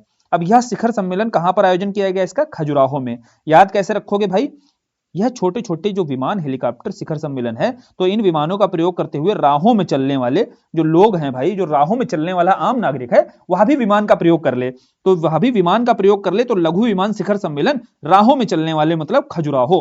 राहों से क्या याद हो गया, खजुराहो याद हो गया। तो पूरी कहानी इसीलिए सुनाई थी ताकि आपको आगे यह आंसर सही टिक हो सके आपके एग्जाम में, बस। पुस्तकालय महोत्सव, पुस्तक, पुस्तकालय, ट्रेड फेयर, ये सारे के सारे कहां, नई दिल्ली में। और यह संस्कृति मंत्रालय के द्वारा इसका आयोजन किया जाएगा, स्वाभाविक सी बात है। और राष्ट्रपति द्रौपदी मुर्मू के द्वारा इसका उद्घाटन किया गया इस महोत्सव का। आगे बढ़े तो चचिन चराई महोत्सव खूब पूछा जाता है, किस राज्य में यह महोत्सव मनाया जाता है। तो बताओ यार, चराई, तो चराई से समझ में आएगा यह ग्रेजिंग महोत्सव रहेगा। अब यह जो चराई महोत्सव है, यह अरुणाचल प्रदेश में प्रमुख रूप से यह मनाया जाता है, यह अरुणाचल प्रदेश का महोत्सव है, ठीक है। बोनालू महोत्सव, देखो बोनालू महोत्सव खूब पूछा जाता है, यह तेलंगाना का प्रमुख महोत्सव है। मैं याद कराता हूं, देखो बोन आलू में आपको बोन दिख रहा होगा। बोन मतलब क्या होता है, बोले बोन मतलब होता है हड्डी। और इस महोत्सव को समझना है ना, तो इसी बोन हड्डी से ही हम समझ लेंगे। कैसे, देखो बोन आलू महोत्सव जो है, यहाँ पर काली माता की पूजा होती है और काली माता को बलि दी जाती है। बलि में क्या है, जानवरों की बलि देते हैं, क्लियर। जानवरों की जब बलि देते हैं तो वहां पर क्या है, बोन वगैरह, समझो यहाँ पर बोन वगैरह ही आप उसके बाद उस जानवरों की बलि देकर के क्या करते हैं, बोन वगैरह खाते कि नहीं खाते हैं जानवर की। तो यहां से हमने याद किया बोन से बोनालू को, और बोनालू महोत्सव कहां हो रहा है, तेलंगाना में, ठीक है। गाना वगैरह गाते हैं, इसमें काली माता को खुश करने के लिए गाना वगैरह गाते हैं, तो हमने याद कर लिया। बोनालू महोत्सव हमें पता चल गया कि होता क्या है, यहाँ पर काली माता की पूजा करते हैं यहाँ के समुदाय, और गाना वगैरह गाते हैं काली माता को खुश करने के लिए, तो गाना से याद कर लिया हमने तेलंगाना। किस राज्य में होता है, अब क्लियर ढंग से हम आंसर मार पाने की स्थिति में आ गए होंगे। आगे बढ़ते हैं, तो वैश्विक मैरीटाइम इंडिया शिखर सम्मेलन। देखो यार, मैरीटाइम जो इंडिया शिखर सम्मेलन है वह नई दिल्ली में, इसकी थीम क्या है, कनेक्ट, कोलैबोरेट, क्रिएट। तो 3 सी है यहाँ पर, कौन कौन से, कनेक्ट, कोलैबोरेट, क्रिएट। तो इस तरीके के 3 सी 3 सा है ना, ये सब तो मोदी जी देते ही रहते हैं जहां भी जाते हैं। और दूसरा क्या है, जब थीम बनाई जाती है तो थीम भी आपके लिए याद करना थोड़ा सा आसान हो जाता है। आगे बढ़ेंगे, तो आगे भाई आ गए हम वैश्विक खाद्य नियामक शिखर सम्मेलन पर। तो जो खाद्य नियामक शिखर सम्मेलन है, इसका पहली बार देखो आयोजन हो रहा है भारत में, तो ये हो जाती महत्वपूर्ण।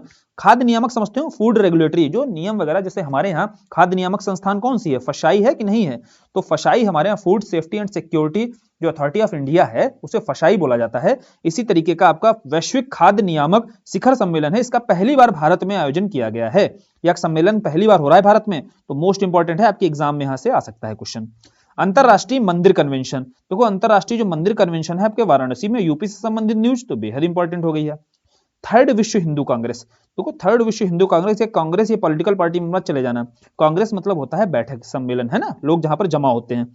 और विश्व हिंदू, तो जहां जहां पर ये हिंदू कम्युनिटी रह रही है, जैसे जो आप साउथ ईस्ट एशियन कंट्रीज देखते हो, कंबोडिया, थाईलैंड, यहाँ पर जो हिंदू कम्युनिटी है बहुत अधिक रहती है ना, तो विश्व हिंदू कांग्रेस जो है यहीं पर देखते हैं, इसका देखो आयोजन हुआ है इस कांग्रेस का बैंकॉक थाईलैंड में, और इसकी थीम क्या रही थी, जयस्क आयतनम धर्मः। तो धर्मः याद रखना है आपको, हिंदू धर्म से आपको कनेक्ट कर लेना है, इसकी थीम आपको याद आ जाएगी, जयस्क आयतनम धर्मः। अब शुरू में बताया था G20 के बारे में, जब पढ़ाया था तो वहां कुछ प्रमुख बैठकें हुई हैं, कुछ अलग अलग स्थानों पर किसी स्पेसिफिक उद्देश्य के साथ में, किसी विशिष्ट कार्य के साथ में अलग अलग स्थानों पर बैठकें हुई हैं। इन बैठकों से में कोई भी बैठक आपके एग्जाम में आ सकती है, या एक प्रश्न बनने की गुंजाइश है, 4 यहां पर बैठकें दे देगा, पूछेगा फ्रेमवर्क पर, सत्यवित्त पर, संस्कृति मंत्रियों की बैठक, सामने 4 उनके प्लेस दे देगा जहां जहां पर ये बैठकें हुई हैं। बोलेगा मैच करो भाई, एक क्वेश्चन यह बनेगा, या कोई एक उठाकर ही पूछ देगा कि संस्कृत G20 में संस्कृति मंत्रियों की बैठक प्रमुख कहां हुई है। तो अपने को क्या है, सारी याद कर लेनी है जितनी प्रमुख बैठकें हुई हैं इन 3 महीनों में। आ जाओ अभी याद कराते हैं, सारी याद भी करा दूंगा। जैसे फ्रेमवर्क कार्य समूह पर, तो फ्रेमवर्क कार्य समूह पर आपकी बैठक हुई रायपुर, छत्तीसगढ़ की जो राजधानी है। अब देखो याद कैसे रखोगे, जब कोई व्यक्ति फ्रेम में चला जाता है ना, तो उस पर लोग अपनी अलग अलग राय देते हैं कि नहीं देते हैं, तो फ्रेमवर्क पर हमने याद कर लिया, फ्रेम से भाई, फ्रेम में जैसे ही जाता है कोई, तो उस पर सब अपनी अपनी राय देने लगते हैं, बड़ा अच्छा आदमी था, बड़ा खराब आदमी था, भाई जो भी राय रखनी होती है। तो फ्रेमवर्क कार्य समूह पर हुई राय से हमने याद किया रायपुर में।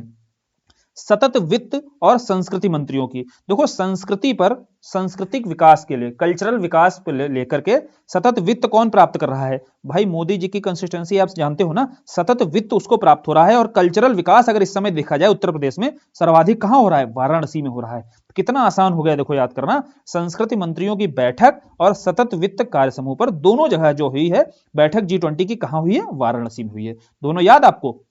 अब भ्रष्टाचार विरोधी मंत्रिस्तरीय बैठक कहां हुई, बोले भ्रष्टाचार मंत्रिस्तरीय बैठक हुई कोलकाता में, याद करा दो। याद देखो बहुत आसान है, कोलकाता का कोल निकाला हमने, हमें देखना है ध्यान से। तो कोल घोटाला पढ़ा था हमने, खूब पढ़ा होगा आपने, कोयला घोटाला, तो कोल घोटाला हमने पढ़ा। और कोल घोटाला अपने आप में क्या है, कोल घोटाला बोले अपने आप में भ्रष्टाचार है, तो भ्रष्टाचार विरोधी मंत्रिस्तरीय बैठक कहां होनी चाहिए, कोल से ही हमने याद कर लिया कोलकाता को, ठीक याद।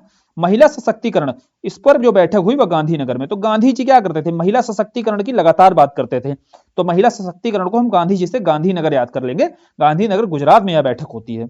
सिविल 20 भाई, अब सिविल, जिसने सिविल परीक्षा आप तैयारी कर रहे हो सिविल परीक्षा की, जो सिविल परीक्षा पास कर लेता है उसकी भाई जय जयकार होती है कि नहीं होती है, पूरे मोहल्ले में जय जयकार हो जाती है, आसपास जय जयकार हो जाती है। तो जैसे हमने याद कर लिया जयपुर को सिविल शिखर सम्मेलन, तो सिविल शिखर सम्मेलन आपका हुआ जयपुर में। अब थिंक 20 और मैसूर खुद ही याद कर लेना, जब इतने ऊपर के सारे याद करा दिए मैंने, तो एक खुद याद कर लो, थिंक 20 मैसूर में हुआ है।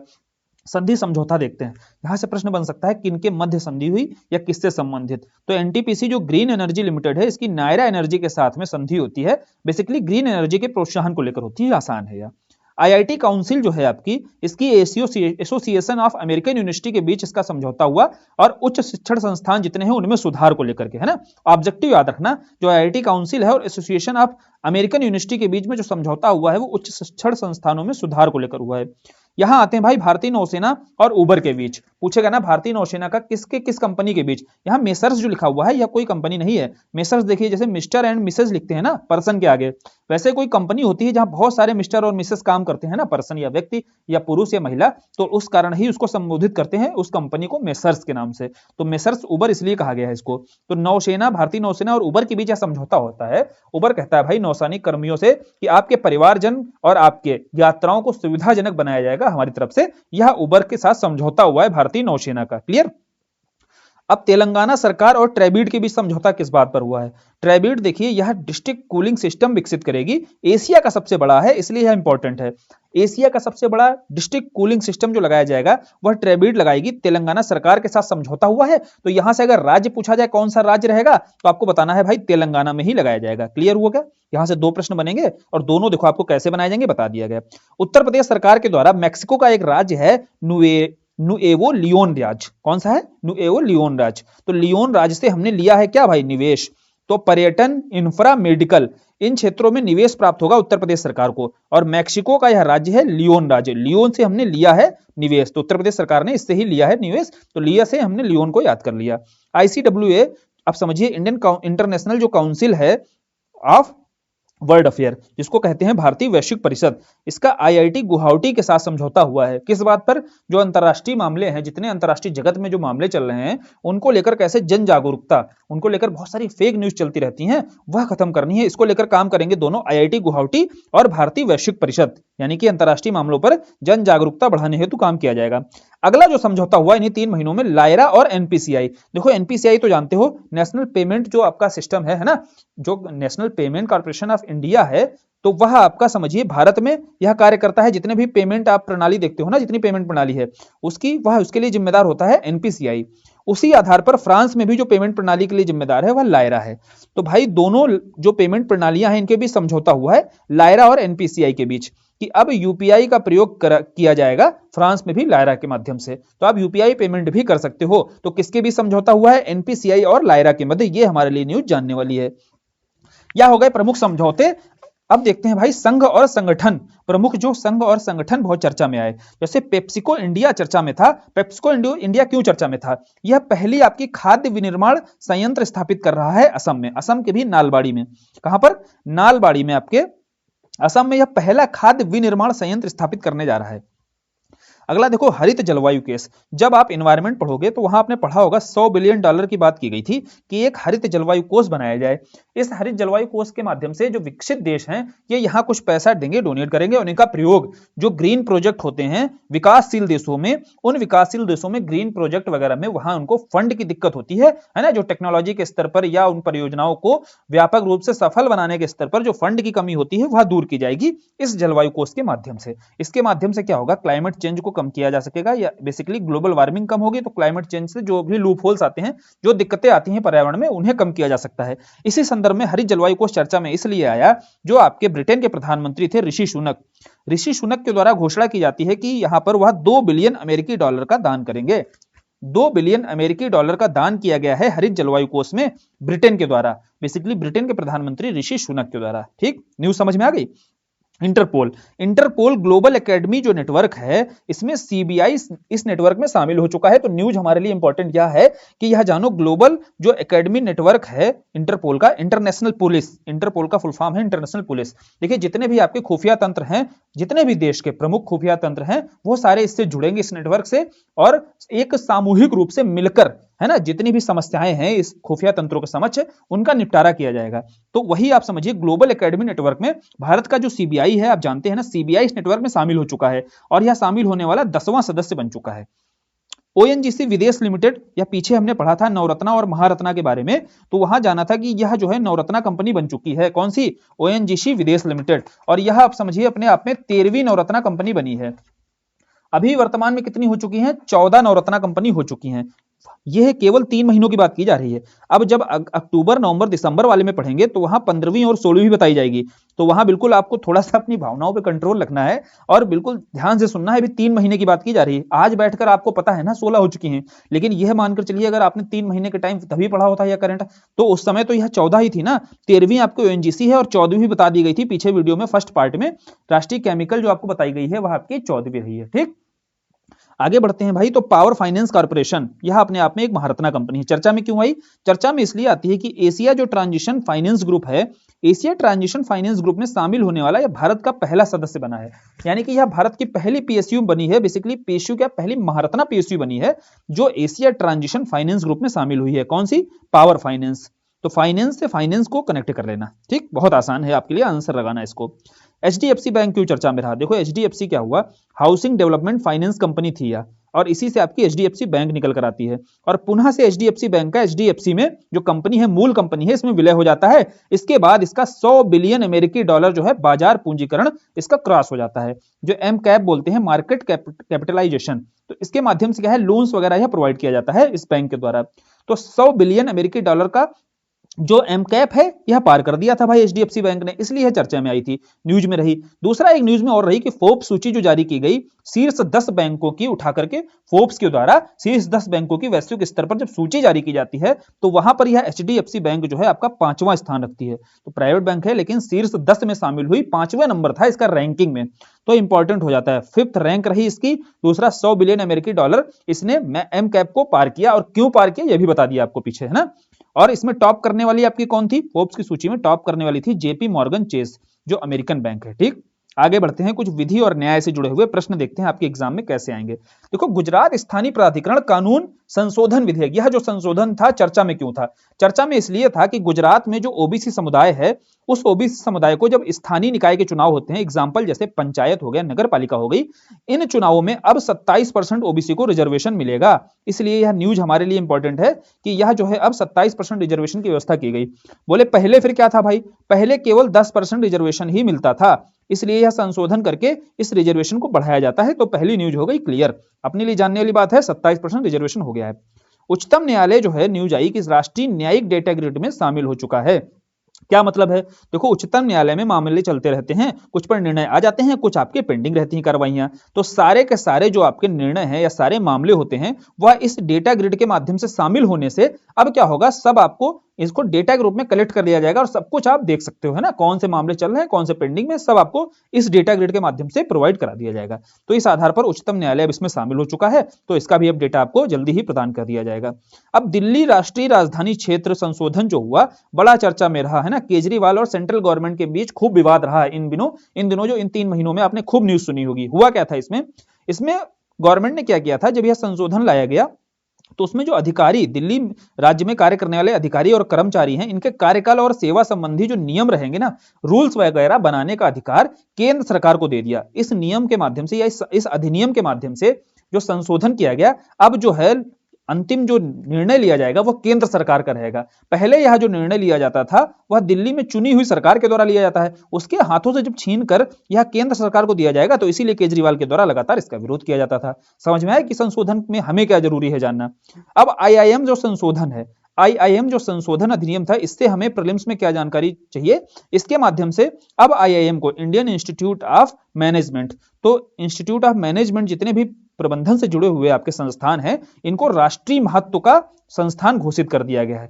अभी तक इन्हें राष्ट्रीय महत्व का संस्थान का दर्जा नहीं दिया गया था, तो नया जो संशोधन किया गया है उसमें इन्हें राष्ट्रीय महत्व का दर्जा दे दिया गया है। क्लियर? चलचित्र संशोधन, देखो चलचित्र जो संशोधन हुआ है, यह एक तो 1952 के अधिनियम में संशोधन किया गया है। कितना पुराना अधिनियम था, उसमें जाकर के अब 2023 में संशोधन किया गया है। बेसिकली इसका ऑब्जेक्टिव है फिल्म पायरेसी को रोकना। आजकल आप देखते होंगे जो नई समस्या आई है कि लोग वहीं फिल्म को रिकॉर्ड करते हैं, रिकॉर्ड करके उसको तुरंत क्या करते हैं, अपने चैनल वगैरह पर या कहीं पर टेलीग्राम वगैरह, बहुत से ऐसे प्लेटफॉर्म आ गए हैं जहां वो प्रोवाइड करा देते हैं।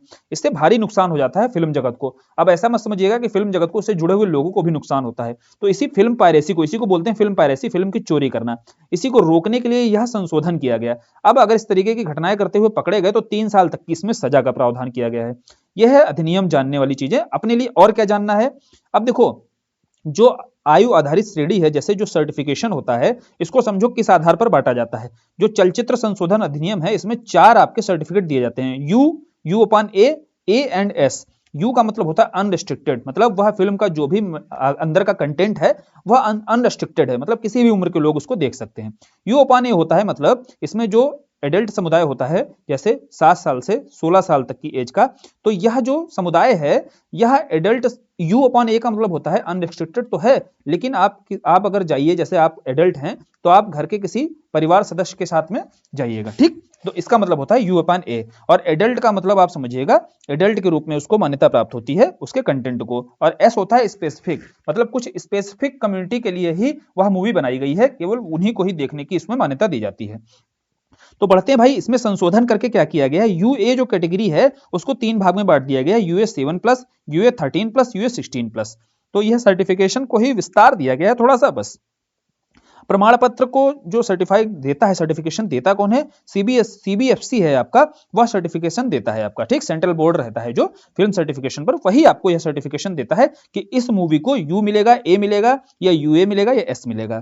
और एक संशोधन और कर दिया गया है इस अधिनियम के माध्यम से, पहले जो यह सर्टिफिकेट मिलता था यह 10 साल के लिए मिलता था, अब इसको स्थायी वैधता, मतलब अब जो मिलेगा वो परमानेंट मिलेगा। क्लियर? तो संशोधन समझ में आया होगा, अपने लिए क्या जरूरी है जानना वो समझ गए होंगे। यूपी में शिक्षा सेवा चयन आयोग विधेयक लाया जा रहा है, अभी विधेयक है या अधिनियम नहीं बना हुआ है, इन 3 महीनों की न्यूज में बता रहा हूं। तो शिक्षा सेवा चयन जो आयोग है इन 3 महीनों में या विधेयक के रूप में लाया गया। 1 अगस्त 2023 को यूपी कैबिनेट के द्वारा इसका अनुमोदन कर दिया गया। इसके माध्यम से जो मुख्यालय है, सीधी सी बात है, मुख्यालय प्रयागराज ही बनाया जाएगा, कोई इसमें बहुत टफ नहीं है आपके लिए जानना। केंद्रीय माल और सेवा कर, यानी कि जो जीएसटी की बात की जा रही है, इसमें संशोधन करके अब क्या किया गया है, ऑनलाइन गेमिंग जितने भी है ना, उन पर भी 28% जीएसटी लागू कर दिया गया है। और यह बदलाव कैसे किया गया है समझते हैं। पहले जीएसटी था, ऐसा नहीं कि जीएसटी के दायरे में नहीं थे, ऑनलाइन गेमिंग पहले भी 18% जीएसटी देना होता था, लेकिन अब 28% पर आ गए हैं। जो स्लैब हैं जीएसटी के भीतर 0, 5, 12 है ना, जो 18, 28 यह प्रमुख स्लैब हैं, आप जानते हैं ना ये चीजें, तो उसमें आप ऑनलाइन गेमिंग को देखेंगे अब 28% स्लैब में आ चुका है संशोधन करके। पहले मानकर चलिए जैसे आप किसी ऑनलाइन गेमिंग में हिस्सा लेते थे, 100 रुपए एंट्री फीस होती थी, अब 100 रुपए एंट्री फीस में 20 रुपए तो भैया समझ लो जो गेम करा रहा था वो रख लेता था, 80 रुपए मान लो आपको है प्राइस पूल के रूप में रखा जाता था, कई लोग आते थे 100 रुपए दे करके। अब जो पहले जो जीएसटी लगाई जाती थी इस 80 रुपए पर लगाई जाती थी, और 80 का भी 18%, लेकिन अब जो जीएसटी लगाई जाएगी वो इस 100 रुपए पर, यानी कि पूर्ण अंकित मूल्य पर यह 28% जीएसटी लगाई जाएगी। आसानी से आपको समझा पाया हूंगा, ठीक, बस इतना ही जानना है। अब वर्ष और दिवस देखते हैं, इनकी थीम देखते हैं। थीम से आपने देखा होगा, प्रीवियस ईयर उठाकर देखना, कभी टीवी डे की थीम पूछी गई, कभी कुछ, तो इन 3 महीनों के प्रमुख डे देखते हैं और उनकी थीम, और हम याद कर लेंगे, याद भी कर लेंगे, मजा आएगा भी। देखो मस्तिष्क दिवस दिया हुआ है 22 जुलाई, इसको याद करने से पहले हम जुलाई का एक डे देखेंगे, 11 जुलाई, सभी को याद रहता है, बच्चों को क्या है इस दिन, पॉपुलेशन डे मनाया जाता है, ठीक। जनसंख्या दिवस किस दिन मनाया जाता है, 11 जुलाई को। अब भैया जनसंख्या दिवस क्यों मनाया जाता है, जनसंख्या पर जागरूकता के लिए। अब बोले यार जनसंख्या हो रही दुगनी, तो 11 से हम गए, दुगनी क्या हुआ, 11, 22 है ना, 11 गुणे 2 क्या होता है, 22। बोले यार दुगनी हो रही, इसका मतलब इनका दिमाग काम नहीं कर रहा है। हम जनसंख्या पर जागरूकता के लिए भाई 11 जुलाई को हमने पॉपुलेशन डे मनाया, लेकिन भैया इनकी जनसंख्या तो दुगनी हो रही है, तो 22 जुलाई हमें याद हो गया। और क्यों हो रही, क्योंकि भाई मस्तिष्क काम नहीं कर रहा है, तो विश्व मस्तिष्क डे हमें याद हो गया 22 जुलाई। ये दोनों को कनेक्ट किया एक साथ, तो दोनों कनेक्ट करके ही हमें याद हो गया, तथ्य थोड़ा सा इंटरेस्टिंग हो गया। इसकी थीम क्या है, लीव नो वन बिहाइंड, मतलब किसी को पीछे नहीं छोड़ना। मस्तिष्क डे की बात क्या है, थीम रखा गया है लीव नो वन बिहाइंड।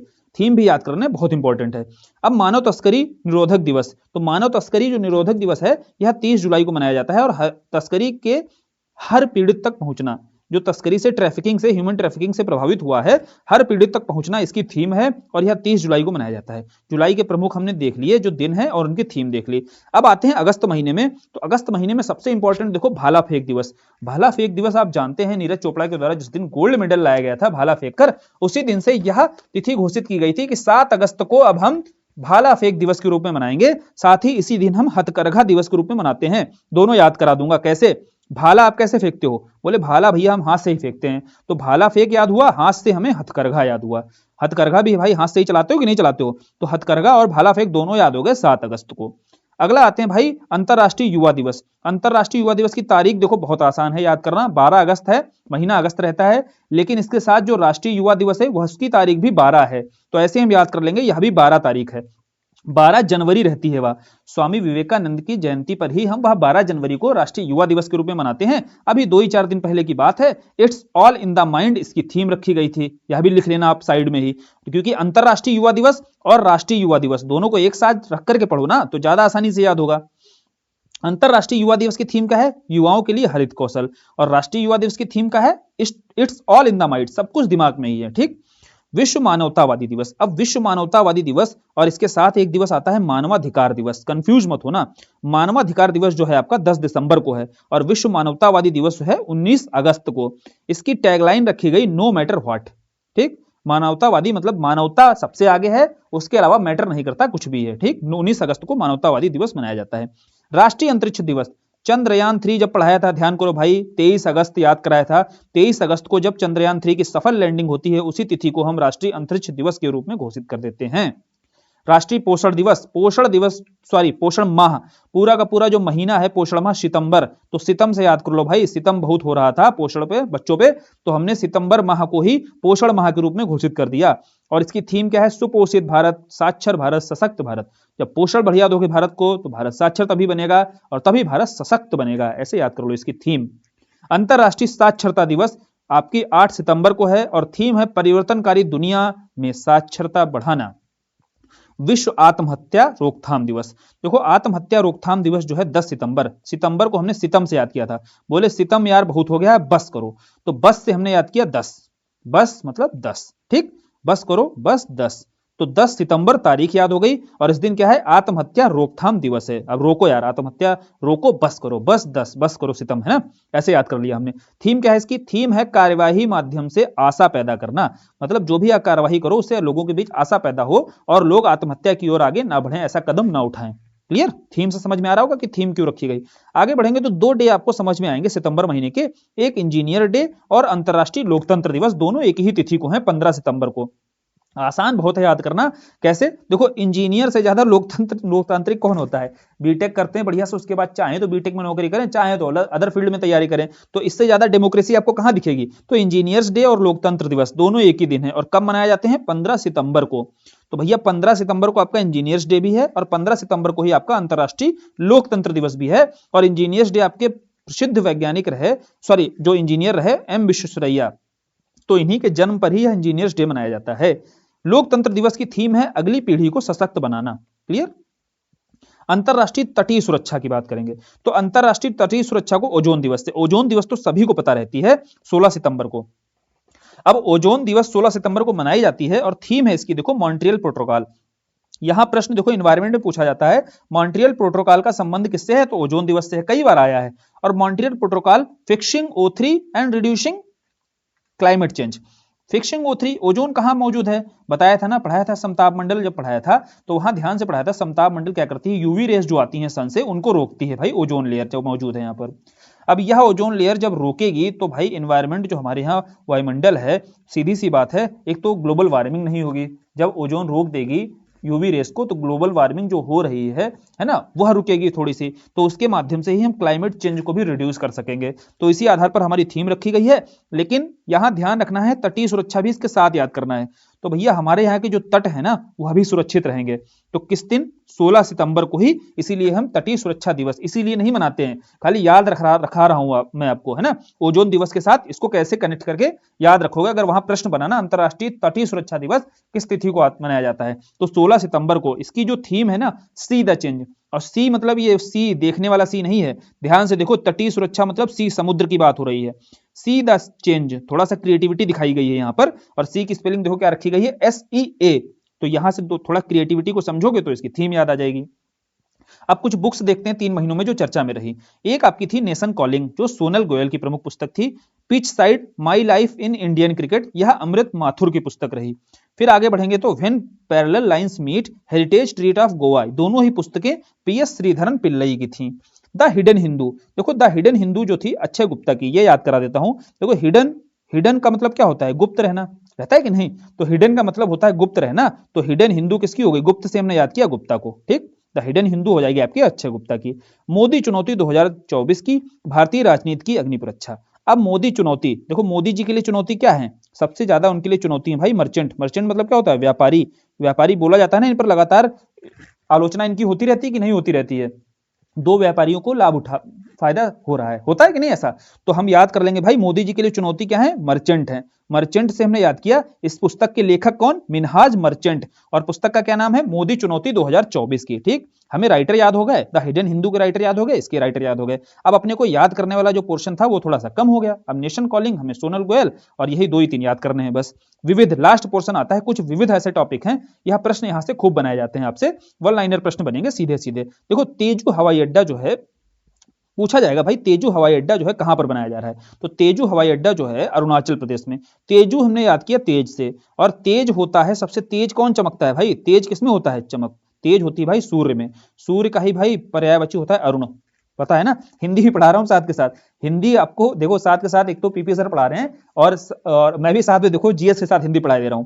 तेज जो होता है, तेज आपका क्या होता है? तेज देखो सूर्य क्या होता है, सूर्य का तेज बहुत अधिक होता है और सूर्य का ही पर्यायवाची अरुण होता है। तो तेजू हवाई अड्डे से हमें याद हो गया अरुण से अरुणाचल प्रदेश, राज्य हमने याद कर लिया। तेजू हवाई अड्डा कहां पर है? अरुणाचल प्रदेश में। विश्व के सबसे प्राचीन लकड़ी संरचना की खोज जाम्बिया और तंजानिया में हुई है, इसकी सीमा पर ही यह मिली है लकड़ी संरचना। अपने को आरोग्य मंथन देखो कार्यक्रम जो है, यह आरोग्य मंथन कार्यक्रम नई दिल्ली में आयोजन किया गया। क्यों किया गया? इसकी थीम समझ लो। हमारे यहाँ पर देखो पीएम जो है जय, जो जन आरोग्य योजना है, इस जन आरोग्य योजना 5 साल हो गए इसको पूरे हुए, और यह अपने आप में समझिए हेल्थ इंश्योरेंस की सबसे बड़ी स्कीम है। हेल्थ इंश्योरेंस मतलब जो स्वास्थ्य संबंधी बीमा कराया जाता है। और जन आरोग्य योजना से आपके एग्जाम में यूपीपीसीएस में प्रीवियस ईयर में क्वेश्चन बना था कि प्रति परिवार जो है यहाँ पर ना देकर के उसने बोला था प्रति व्यक्ति 5 लाख का बीमा कराया जाता है, जबकि यह गलत था आपका ऑप्शन, प्रति परिवार 5 लाख का बीमा इसके अंतर्गत दिया जाता है। तो यह काफी सफल स्कीम है, इसके माध्यम से आम नागरिकों तक स्वास्थ्य सेवाएं मुहैया कराई जा रही हैं। तो पीएम जय जो है आपकी 5 वर्षों तक है। और एबीडीएम समझिएगा, यहां पर जो आयुष्मान भारत डिजिटल मिशन है, इसके भी 2 वर्ष पूरे हो गए, इसका ही जश्न मनाया जा रहा है, इसकी सफलता का जश्न मनाया जाता है, उसे आरोग्य मंथन के रूप में जाना जा रहा है इस कार्यक्रम को। यह नई दिल्ली में आयोजन हो रहा है। वीरांगना दुर्गावती बाघ अभ्यारण्य जो टाइगर रिजर्व है, यह मध्य प्रदेश का 7वां टाइगर रिजर्व है। अब यहां से एक न्यूज बताता हूं, मध्य प्रदेश में देखो सर्वाधिक टाइगर रिजर्व हो चुके हैं और देश में आपके 54 टाइगर रिजर्व हो गए हैं। 54वां टाइगर रिजर्व ही यह मध्य प्रदेश का बना हुआ है। और समझिए धौलपुर को लेकर भी बड़ा विवाद आया। राजस्थान का जो धौलपुर है, कहीं कहीं आप देखोगे इसे 54वां टाइगर रिजर्व कहा गया है। अब होता क्या है, इसको देखो लिस्टिंग तो कर दी गई थी इसकी, लेकिन जब लिस्ट आती है ना, ऑफिशियली आप साइट पर जाओगे तो वहां 54वें टाइगर रिजर्व के रूप में आपको वीरांगना दुर्गावती बाघ अभ्यारण्य को दिखाया गया है। तो हमें याद करना है, यह मध्य प्रदेश का 7वां है, देश का 54वां टाइगर रिजर्व है। साथ ही एमपी में अब इसको मिलाकर के 7 टाइगर रिजर्व हो चुके हैं।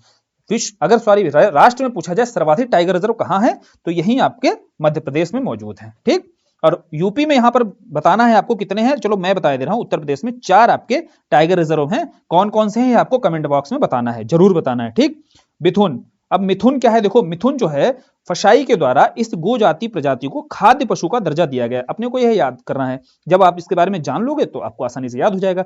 खाद्य पशु देखो वह होता है जिसका पालन मनुष्य के द्वारा किया जाता है, जिस पशु का। अब इस पशु का पालन भी करते हैं, साथ ही इसके मांस का भी प्रयोग करते हैं खाने के लिए। तो फसाई ने बोला चलो भाई इस मिथुन बेसिकली जो उत्तर पूर्वी क्षेत्र हैं, अरुणाचल प्रदेश नागालैंड के क्षेत्र हैं, यहां इस पशु का पालन खूब होता है। इस मिथुन का याक की तरीके से दिखता है, तो इसका खूब पालन होता है। पालन के साथ साथ इसके मांस का भी उत्पादन खूब होता है भाई। तो इसको अगर खाद्य पशु का दर्जा दे दिया जाएगा तो यह जो जनजातियां इससे जुड़ी हुई हैं, इसका पालन करती इन्हें भी फायदा होगा। तो इसीलिए फसाई ने उठा करके इसको खाद्य पशु का दर्जा दे दिया। दर्जा देने से क्या क्या फायदे हुए ये समझ में आ गए हमें। आगे बढ़ते हैं तो किसान ई मित्रा क्या है? जो किसान सम्मान निधि योजना लाई गई थी सरकार के द्वारा, इसके तहत जो एआई चैट बॉक्स है, यह है किसान ई मित्रा। मतलब जो इसमें इंटरनेट को मित्र बनाया गया है किसान का। कोशिश की जाएगी जो किसानों के जो क्वेरीज होती हैं अपनी भूमि को लेकर के, फसल को लेकर के, वो सारी इस चैट बॉट के माध्यम से वह उनका समाधान खोजा जाएगा। उसका नाम है किसान ई मित्रा। संविधान सदन देखो, जो नया पुराना आपका संविधान संसद भवन था ना, उसका ही नाम बदल कर दिया गया है संविधान सदन। उसे अब किस नाम से जाना जाएगा? संविधान सदन के नाम से जाना जाएगा, सदन। ठीक है।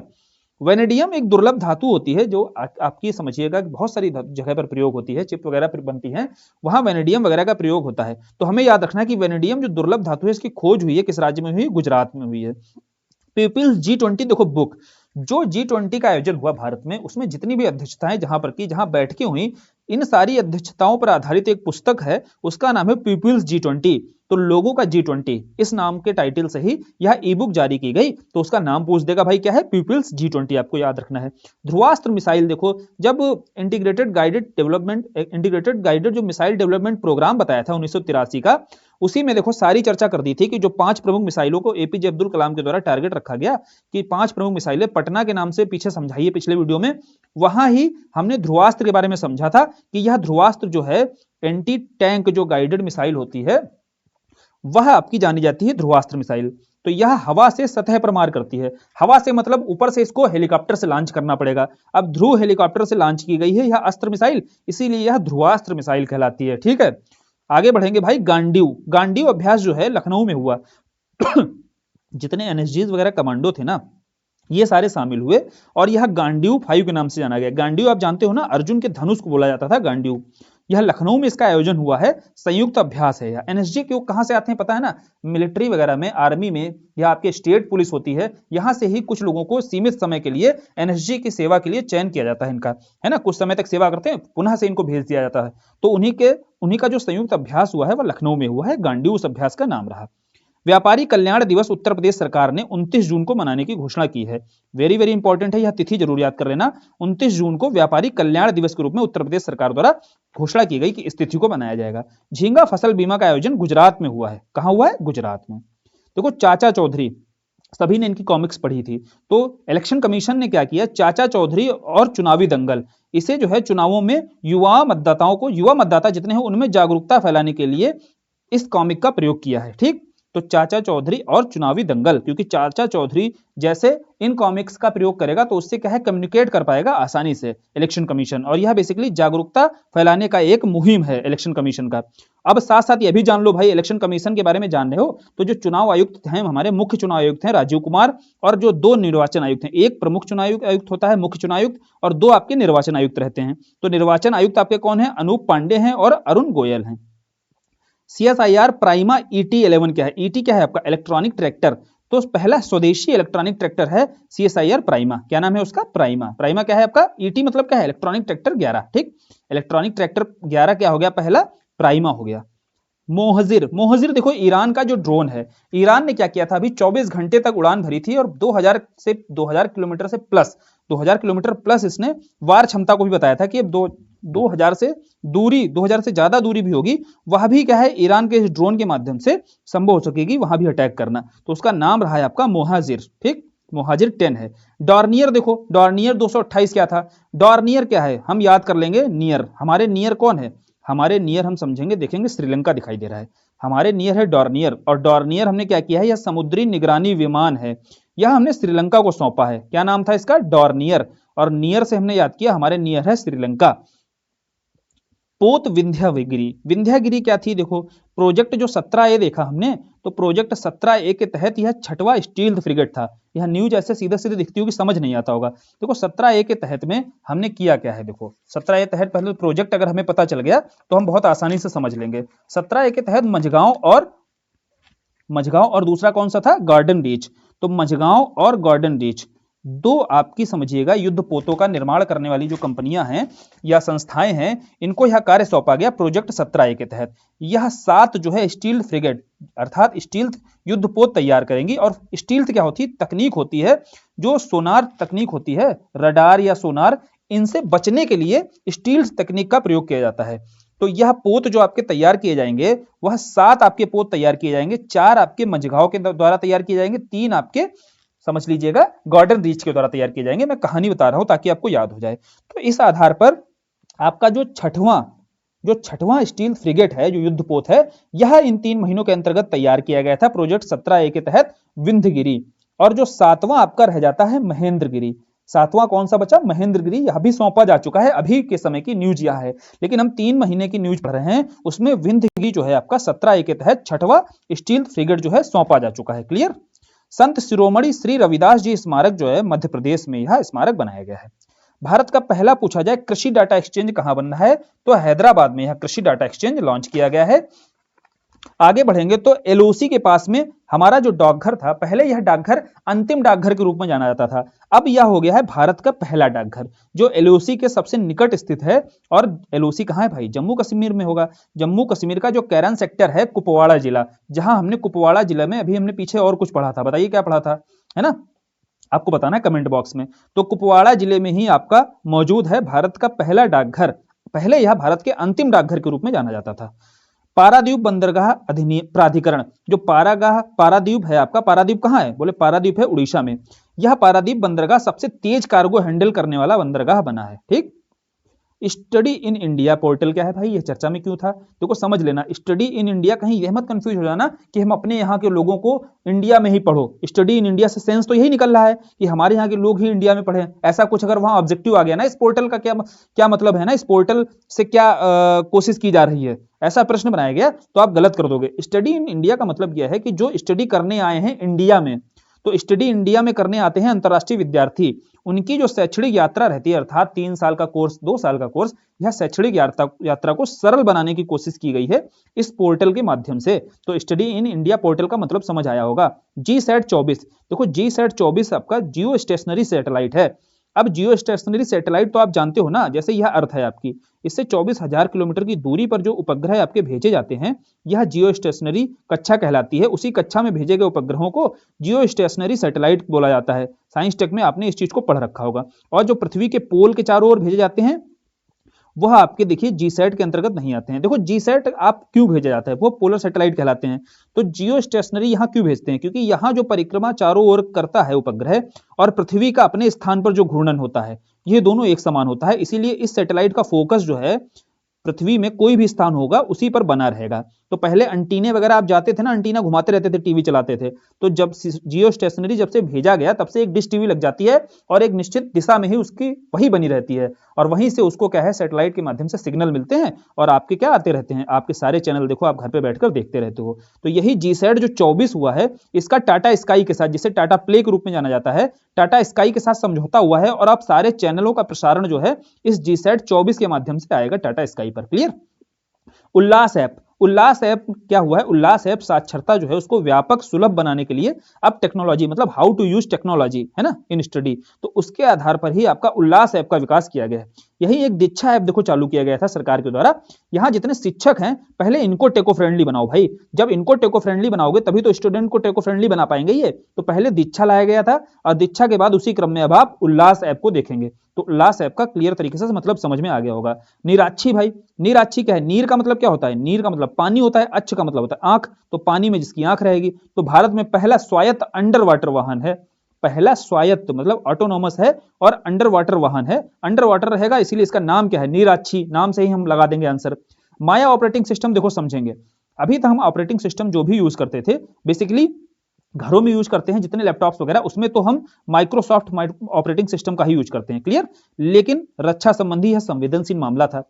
अब डिफेंस के सेक्टर में हमारे पास कुछ ऐसी जानकारियां होती हैं जिनके लीक होने का डर रहता है, तो सरकार ने यह निर्णय लिया कि अब हम यहां पर जो रक्षा मंत्रालय के द्वारा जो साइबर हमलों से निपटने के लिए जो ऑपरेटिंग सिस्टम प्रयोग किया जाएगा, उसका नाम है माया ऑपरेटिंग सिस्टम। कौन सा ऑपरेटिंग सिस्टम प्रयोग करेंगे हम, माया ऑपरेटिंग सिस्टम। क्लियर। तो यह 3 महीने का करंट अफेयर देखो आपका कंप्लीट होता है, और उम्मीद करता हूं कि आपको बहुत मजा आया होगा, चीजें आपको याद हो गई होंगी, मक्खन की तरह एकदम सारे फैक्ट निकल गए होंगे और पता भी नहीं चला होगा।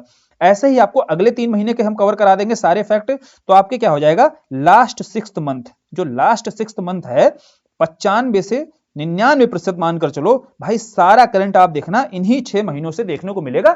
और आप बताना कमेंट सेक्शन में आपका कॉन्फिडेंस अब बढ़ रहा है कि नहीं बढ़ रहा है, क्योंकि शुरू में पूछा था आपसे वीडियो के कि यह पढ़ने के बाद बताना कि इन 3 महीनों का करंट अफेयर अभी तक आपने मैगजीन से भी पढ़ा होगा, ऐसा तो नहीं पढ़ा होगा, बहुत सारे रिसोर्सेज भी यूज किए होंगे, वीडियोस वगैरह भी देखे होंगे। वह देखने के बाद और आज का वीडियो देखने के बाद दोनों पार्ट कंप्लीट अगर आपने कर लिए हैं, फिर बताओ यार कि आपका 3 महीने के करंट अफेयर को लेकर आप कॉन्फिडेंस बूस्ट हुआ है कि नहीं हुआ है। अगर मजा आ रहा है तो वीडियो को लाइक करो यार, शेयर करो, बढ़िया से शेयर किया करो सभी तक, ताकि यह बढ़िया कंटेंट और लोगों तक फैले, तभी तो मजा आएगा ना। चलो फिर आज वीडियो खत्म करते हैं, और जल्दी ही अभी आपका अगले 3 महीने का भी कंटेंट तैयार किया जा रहा है, उसमें थोड़ा 4 से 5 दिन का कम से कम समय लग जाएगा, फिर जल्दी आपको वह भी प्रोवाइड किया जाएगा। आज के लिए धन्यवाद।